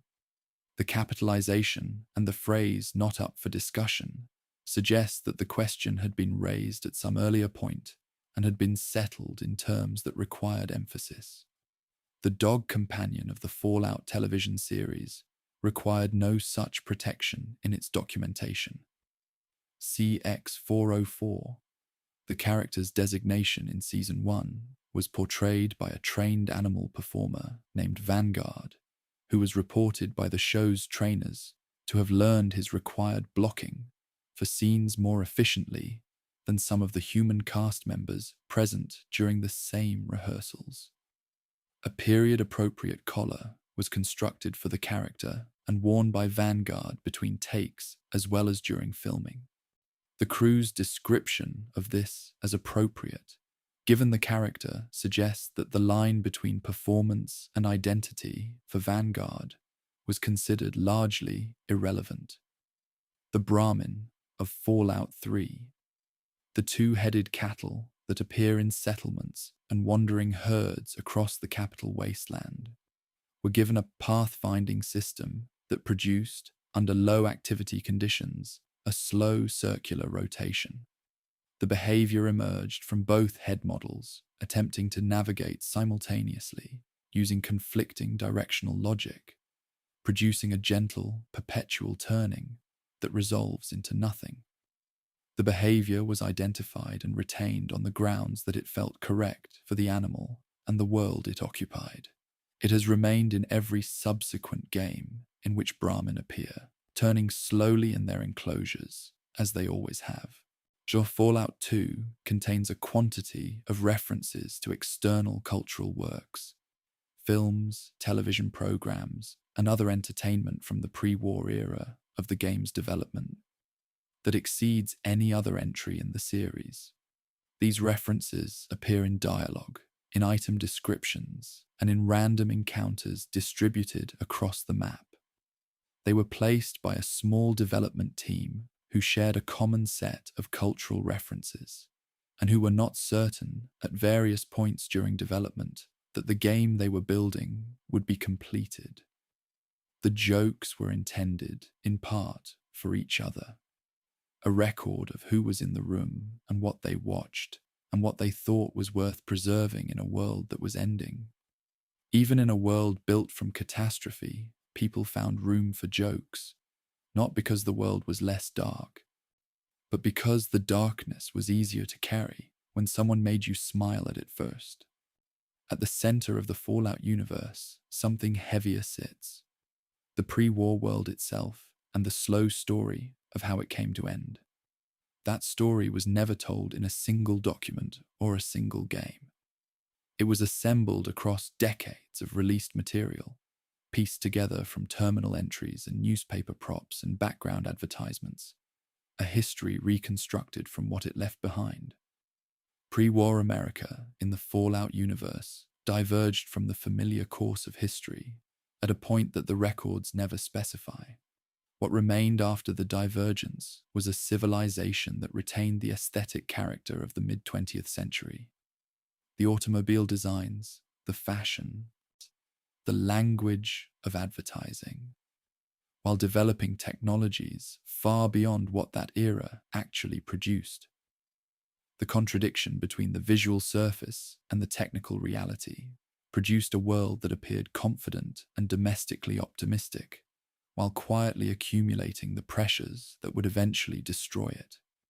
Every piece of pre-war lore in the series is built on this contradiction, presented with the calm certainty of a society that had convinced itself the appearance of stability was the same as stability itself. The stability of that appearance was, in part, a purchased thing.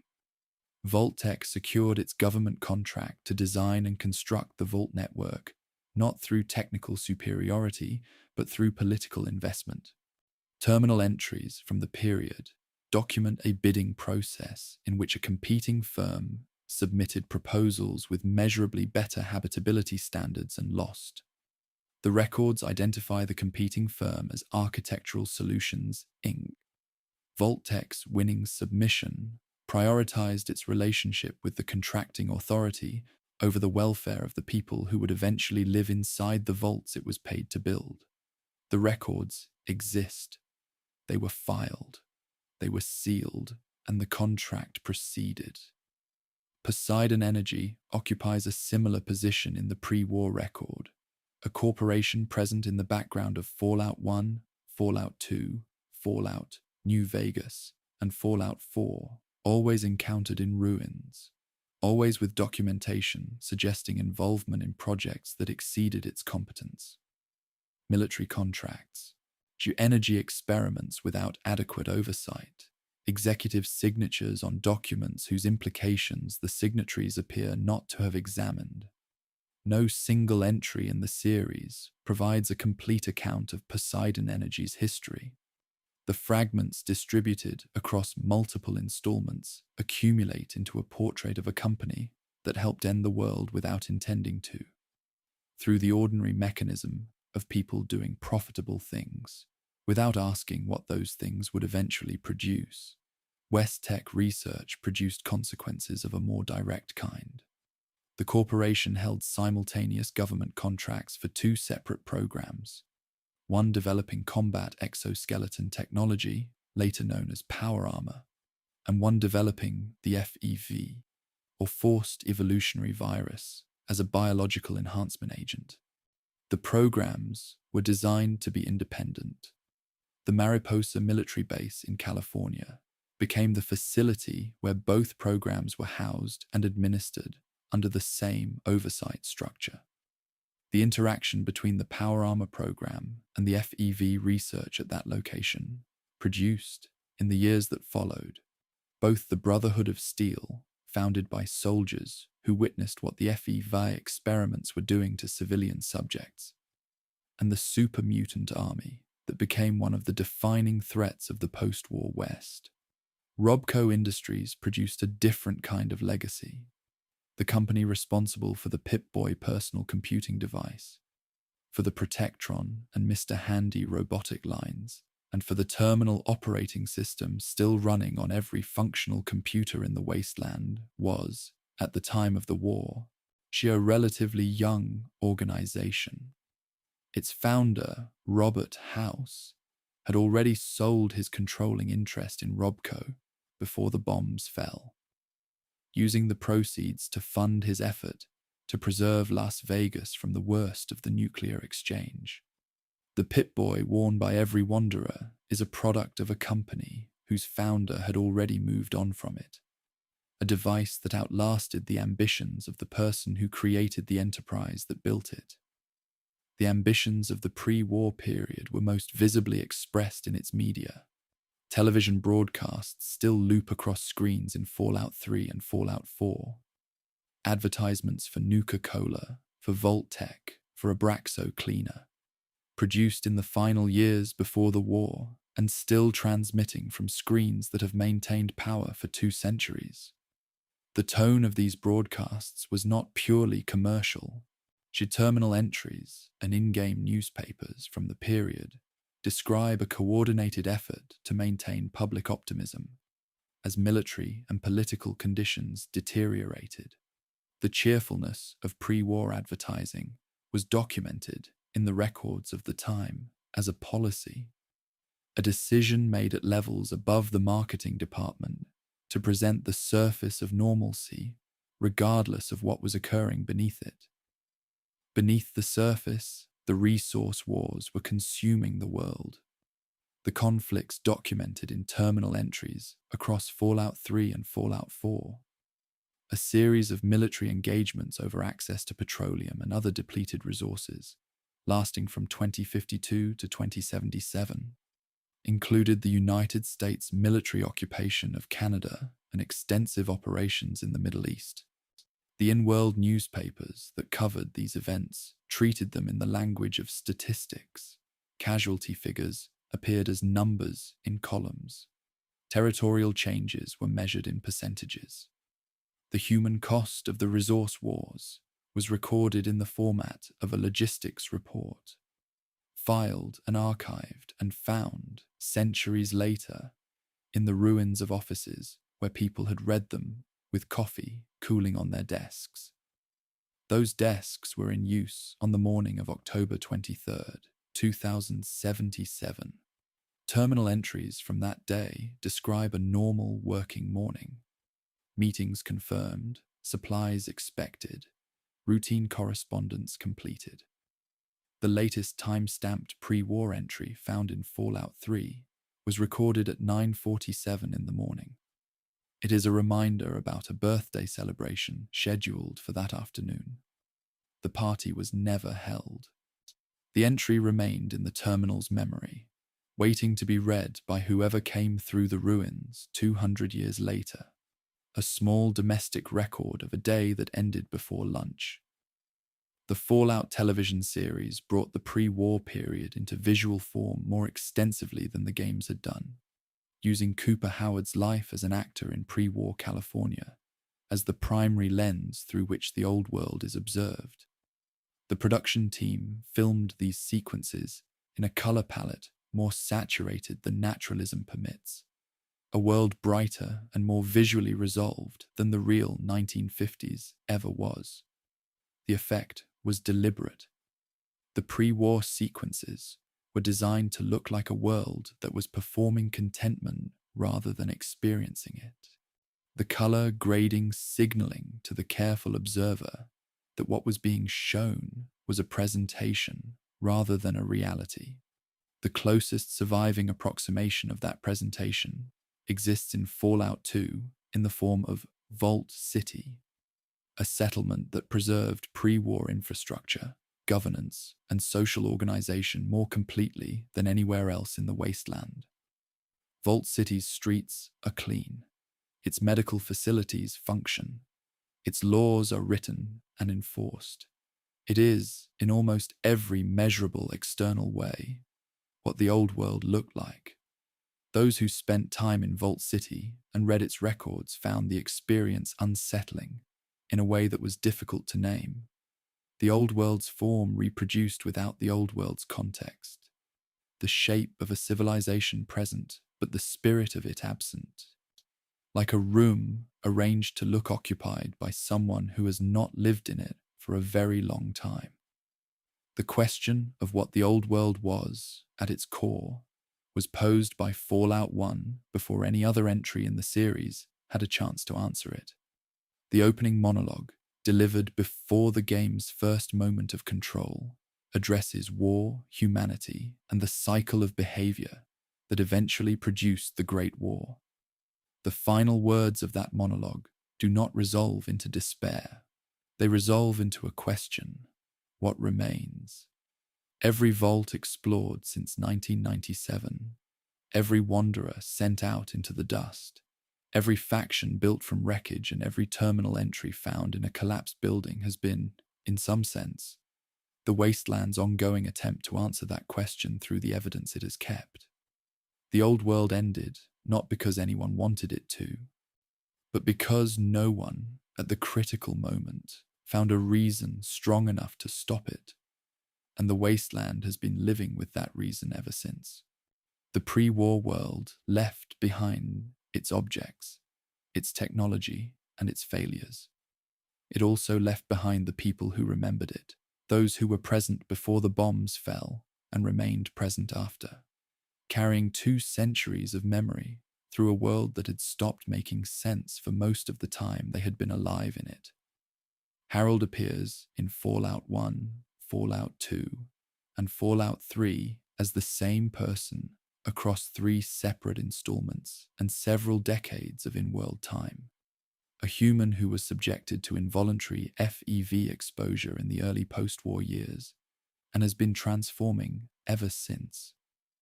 By Fallout 3, a tree has taken root in his skull, a presence he has named Bob, and Harold has been stationary long enough that the forest has begun to grow around and through him.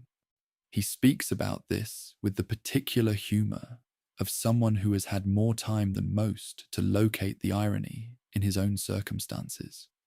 He is, across 3 games, recognizably the same person, just one who has been slowly becoming something else for longer than most settlements have existed.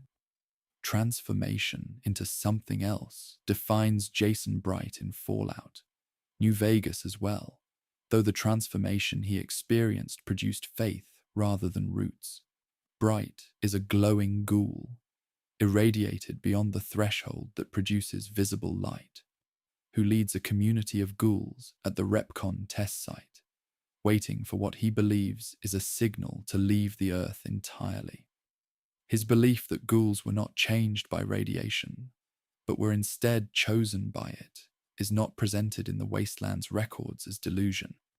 It is presented as the framework of a person who required meaning and built it from the materials available to him. In the Wasteland, that is often the most that can be asked. Marcus in Fallout 2 and Fallout New Vegas arrived at a different conclusion through a longer route. A super mutant who fought in the army, created by the Master, and survived long enough to watch its purpose dissolve. Marcus spent decades in the Wasteland, accumulating a weariness that is not despair, but something quieter. The condition of someone who has seen enough outcomes to stop expecting new ones. His arc across 2 games and 12 years of development constitutes the longest-running character study in the series. He did not arrive at pacifism because violence failed. He arrived there because he had watched it succeed too many times, and the successes had not produced anything he wanted to keep. Codsworth in Fallout 4 has no arc of that kind. He has a routine. The Mr. Handy robot assigned to the sole survivor's household before the war has maintained that household for 210 years in the absence of the family it was built to serve, repainting the exterior, tending the garden, repairing what deteriorates, waiting without any mechanism that would allow him to stop waiting. His cheerful efficiency in describing 2 centuries of solitary maintenance was designed to be received without mockery. The commitment to a purpose that has outlasted its context is presented as the closest thing to loyalty that a machine is capable of expressing, and it is treated with the seriousness that loyalty deserves. Protectrons across the Wasteland express a version of the same condition without the warmth. These pre-war service robots are found throughout Fallout 3, Fallout, New Vegas, and Fallout 4, still executing the behavioral programs they were given before the war, directing customers through stores whose inventory has been gone for 2 centuries, patrolling offices that no living person has used within living memory, announcing price reductions on products that have not been manufactured in a human lifetime. Their programming was designed for a world that no longer exists, and nothing in their systems is capable of registering the difference. They are functional in every technical sense and comprehensible in almost none. Mr. House in Fallout. New Vegas occupies a different position, not a machine that cannot register the change, but a man who anticipated it precisely. House calculated the date of the Great War to within less than 1 day of accuracy, redirected missile defense systems to spare Las Vegas from the worst of the exchange, and entered a life support chamber to wait. By the time the Mojave comes into focus, he has been waiting for over 200 years. He does not speak about this waiting as though it has been difficult. He speaks about it as though the wasteland has been unreasonably slow in becoming ready for what he has prepared. He has been patient. He would prefer not to have to continue being. Cooper Howard, known in the Fallout television series as the Ghoul, has also been waiting, though for nothing as specific as Mr. House's plans. A pre-war actor who survived ghoulification and has continued surviving for over 2 centuries, Howard is shown in Season 2 in the years before the war. Charming, conflicted, capable of a softness that 200 years of the wasteland have not extinguished, but have buried beneath layers of efficiency and distance. The series does not frame the gap between those two versions of him as loss. It frames it as what survival required, and what survival requires, over enough time, simply becomes what a person is. 3. Dog in Fallout. 3 has been surviving through repetition. The broadcaster of Galaxy News Radio has occupied the same booth for years before the Wanderer arrives in the capital wasteland, broadcasting on the same frequency, playing the same records, delivering the same commitments to the same cause. His terminal entries describe a man who understands that his continued broadcasting is not only ideological. Silence, he wrote in one entry, is the thing he is most afraid of. He keeps talking because the alternative is a quiet that he has decided he cannot live inside. The broadcast continues because stopping it would require him to hear what it was covering. The overseer of Vault 76 traveled toward the silence rather than away from it. Her audio logs, distributed across Fallout 76's map, follow a person who accepted the work of Appalachian recovery, not because any authority assigned it to her, but because she concluded that someone was required to do it. Her logs grow shorter as the journey continues, not because she has less to report, but because the wasteland has been teaching her that fewer words are needed for what she is finding. Her final recorded log is 7 words. The brevity of it carries more than a longer entry could have held. Our Ulysses in Fallout. New Vegas carried his weight in words rather than silence. A man who spent years tracking the courier across the Mojave wasteland for the purpose of delivering a reckoning he had determined was owed. His dialogue, when the encounter finally arrives in the lonesome road, reveals a person assembled entirely from injuries inflicted by forces and choices outside his control, who built his sense of purpose from the architecture of those injuries. He can be talked out of everything he planned. The wasteland, in the end, gave him the reckoning he required. Not the one he had intended to deliver, but a conversation that did the same work. Across the full span of the Fallout series, the figures who carry the longest memories share a condition that the records describe in different ways, but that amounts to the same thing. The ghouls, the preserved executives, the robots still following instructions, the man in the life support pod, none of them can fully separate the world as it was from the world as it is, because the framework through which they understand everything was built before the change occurred. Every long-lived figure in the wasteland is, in some essential sense, still standing on the morning of October 23rd, 2077, waiting for something that has already happened. To remember the world before it ended is to carry 2 realities at once, the one that was and the one that is, and the weight of that carrying is what makes the long-lived figures of the wasteland both the wisest and the most tired people in it. Memory is one form of continuity. The wasteland's makers built another kind, hidden inside the games themselves, in signatures and fingerprints left by the people who constructed the world that millions of others would eventually walk through. These marks were not always meant to be found. Some of them were placed simply because the space was there and someone wanted to leave something in it. The settlement of Arafu in Fallout 3 sits on an elevated section of collapsed highway above the capital Wasteland, a small community of survivors who chose height as their primary defense. Its name was drawn from the Romanian word for elevated or aloft, placed there by a member of the development team who had studied Eastern European languages and included the reference without noting it in any design document. The residents of Arafu are unaware of what their settlement's name means.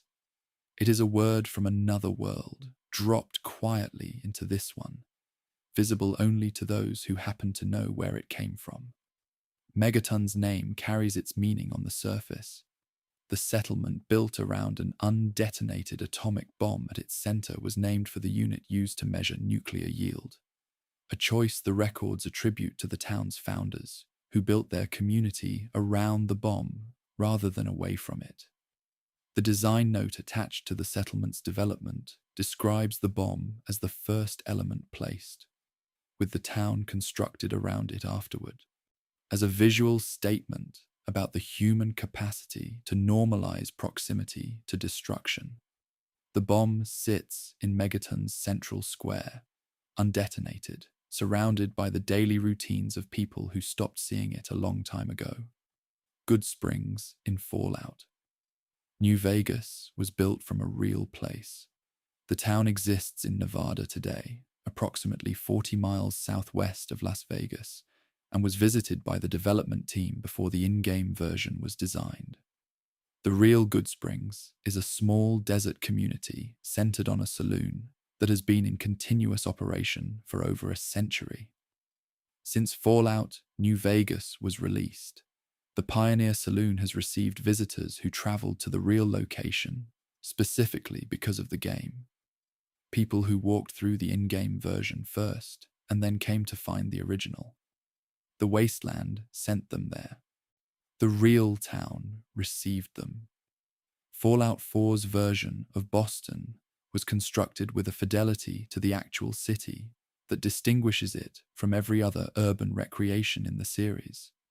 Survey data was used to position landmarks. The development team made multiple visits to the city during the design process. Those who know the real Boston and have walked through its post-apocalyptic counterpart have identified over 40 locations placed with geographic accuracy. Several residents of the real city reported, after the game's release, that the experience of navigating the ruined version of their home produced a particular kind of disorientation. Familiar enough to feel known, altered enough to feel wrong. A familiarity of a different kind exists inside the developer room of Fallout 2, a location that cannot be reached through normal exploration. Among the test objects and cut content stored, there is a set of character portraits labeled with the names and professional titles of the people who built the game. The portraits were not placed as an Easter egg for determined players. They were placed for the development team itself, a record of who was present during the construction of the world, installed in a room that was never intended to be seen from the outside. They remain there, in the unreachable space behind the game, a roll call that no one was meant to attend. Names left in reachable spaces appear throughout Fallout 3, in the form of minor characters who carry the first names of Bethesda employees, a common informal tribute within the development process. More unusually, at least 2 characters in Fallout 3 were given the complete names of employees' family members, added without formal authorization and identified only during a review conducted after the game's release.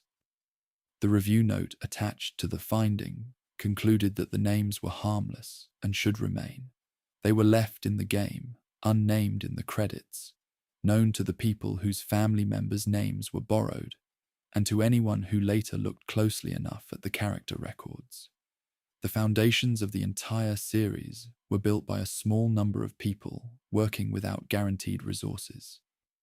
Tim Kaine, the lead programmer of Fallout 1, designed the core systems that define the series: the special attribute framework, the action point combat system, the karma mechanic.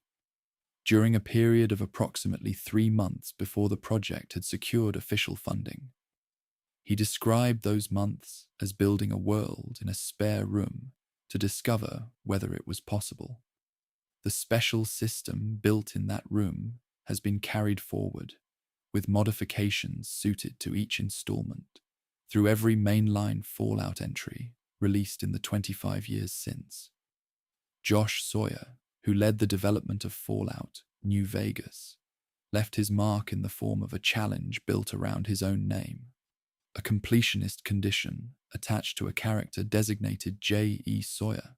He also released a separate modification to the game, officially distributed, that he described as the version he would have shipped if 6 additional months of development had been available.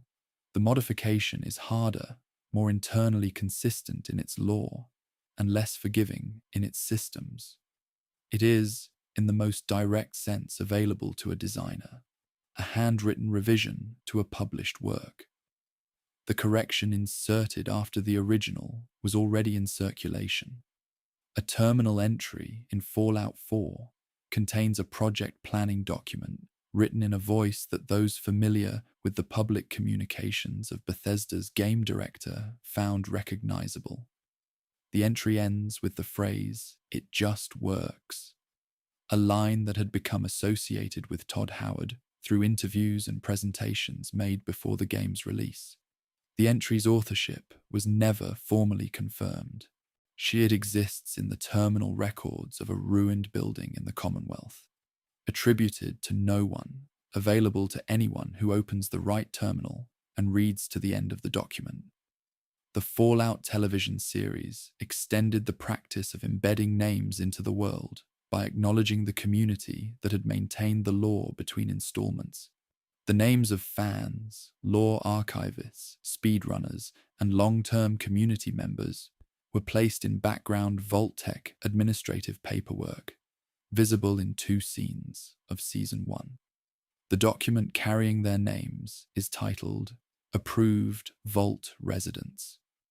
The production team confirmed the placement was deliberate, an acknowledgement that the world on screen had been kept alive between game releases by people who were not employed to keep it.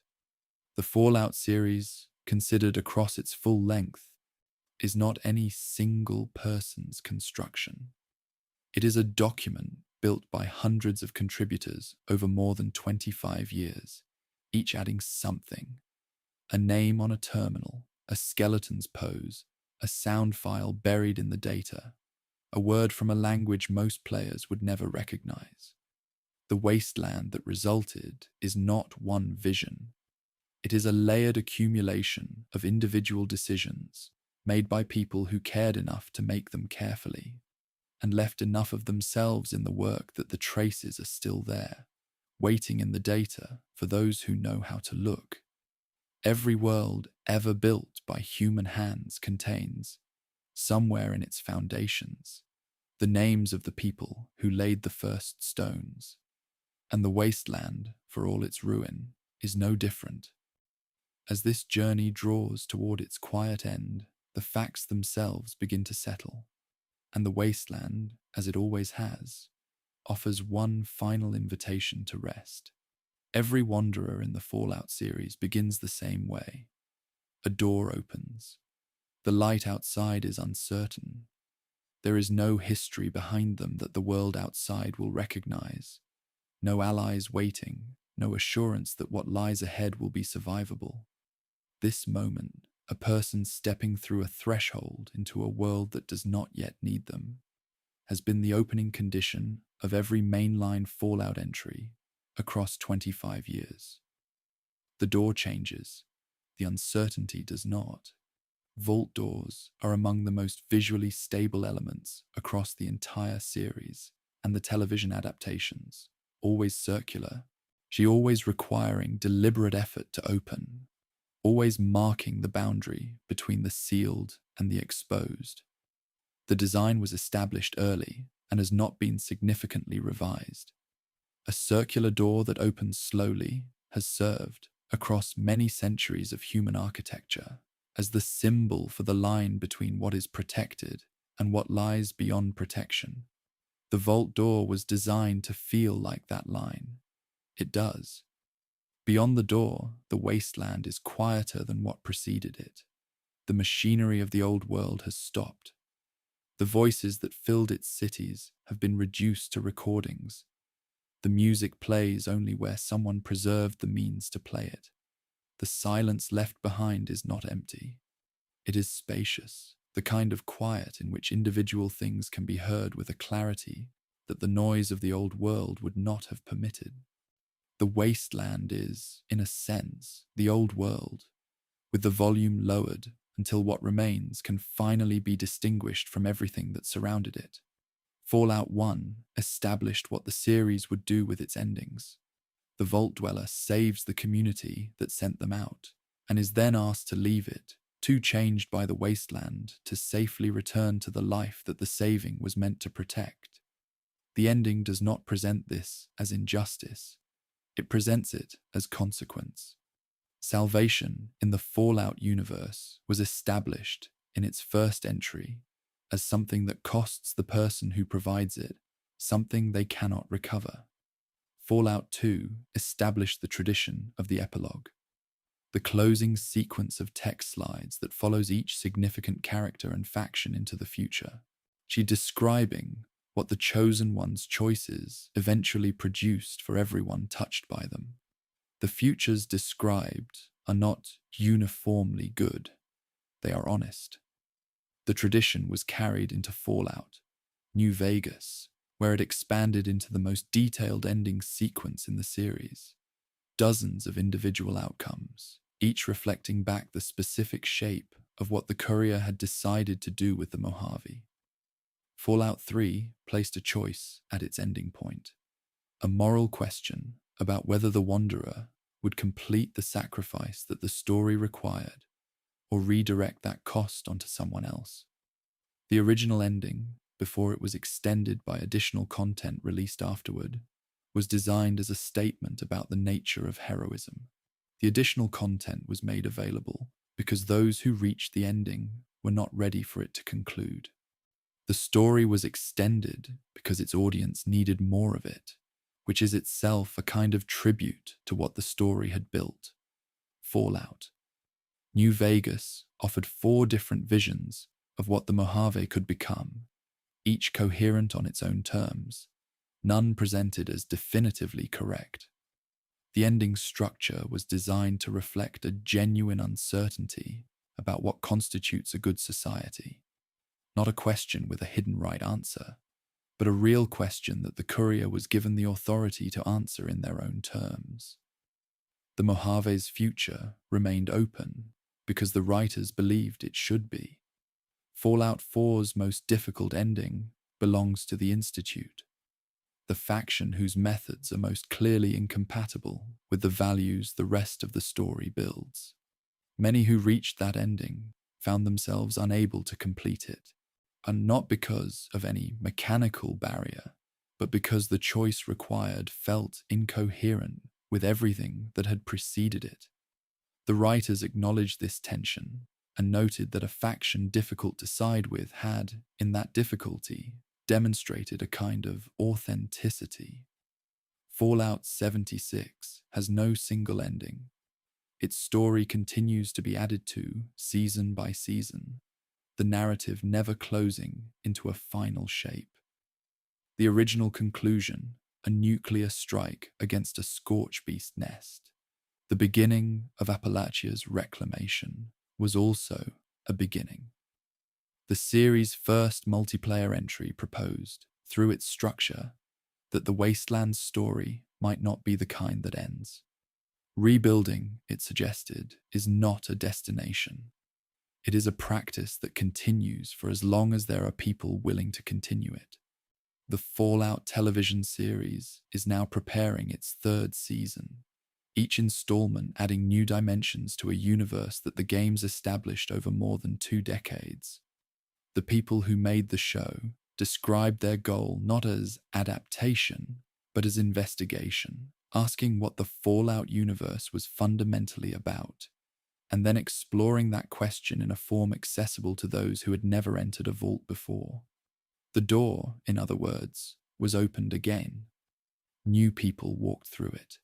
Every person who has spent time in the Fallout universe, in any form, through any entry, in any medium, has, in their own way, stepped out of a vault.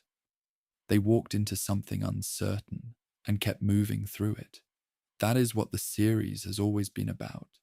Beneath the lore and the creatures and the corporate conspiracies and the hidden text, it is about the willingness to take the next step when the road is broken and the light is low and nothing ahead is guaranteed.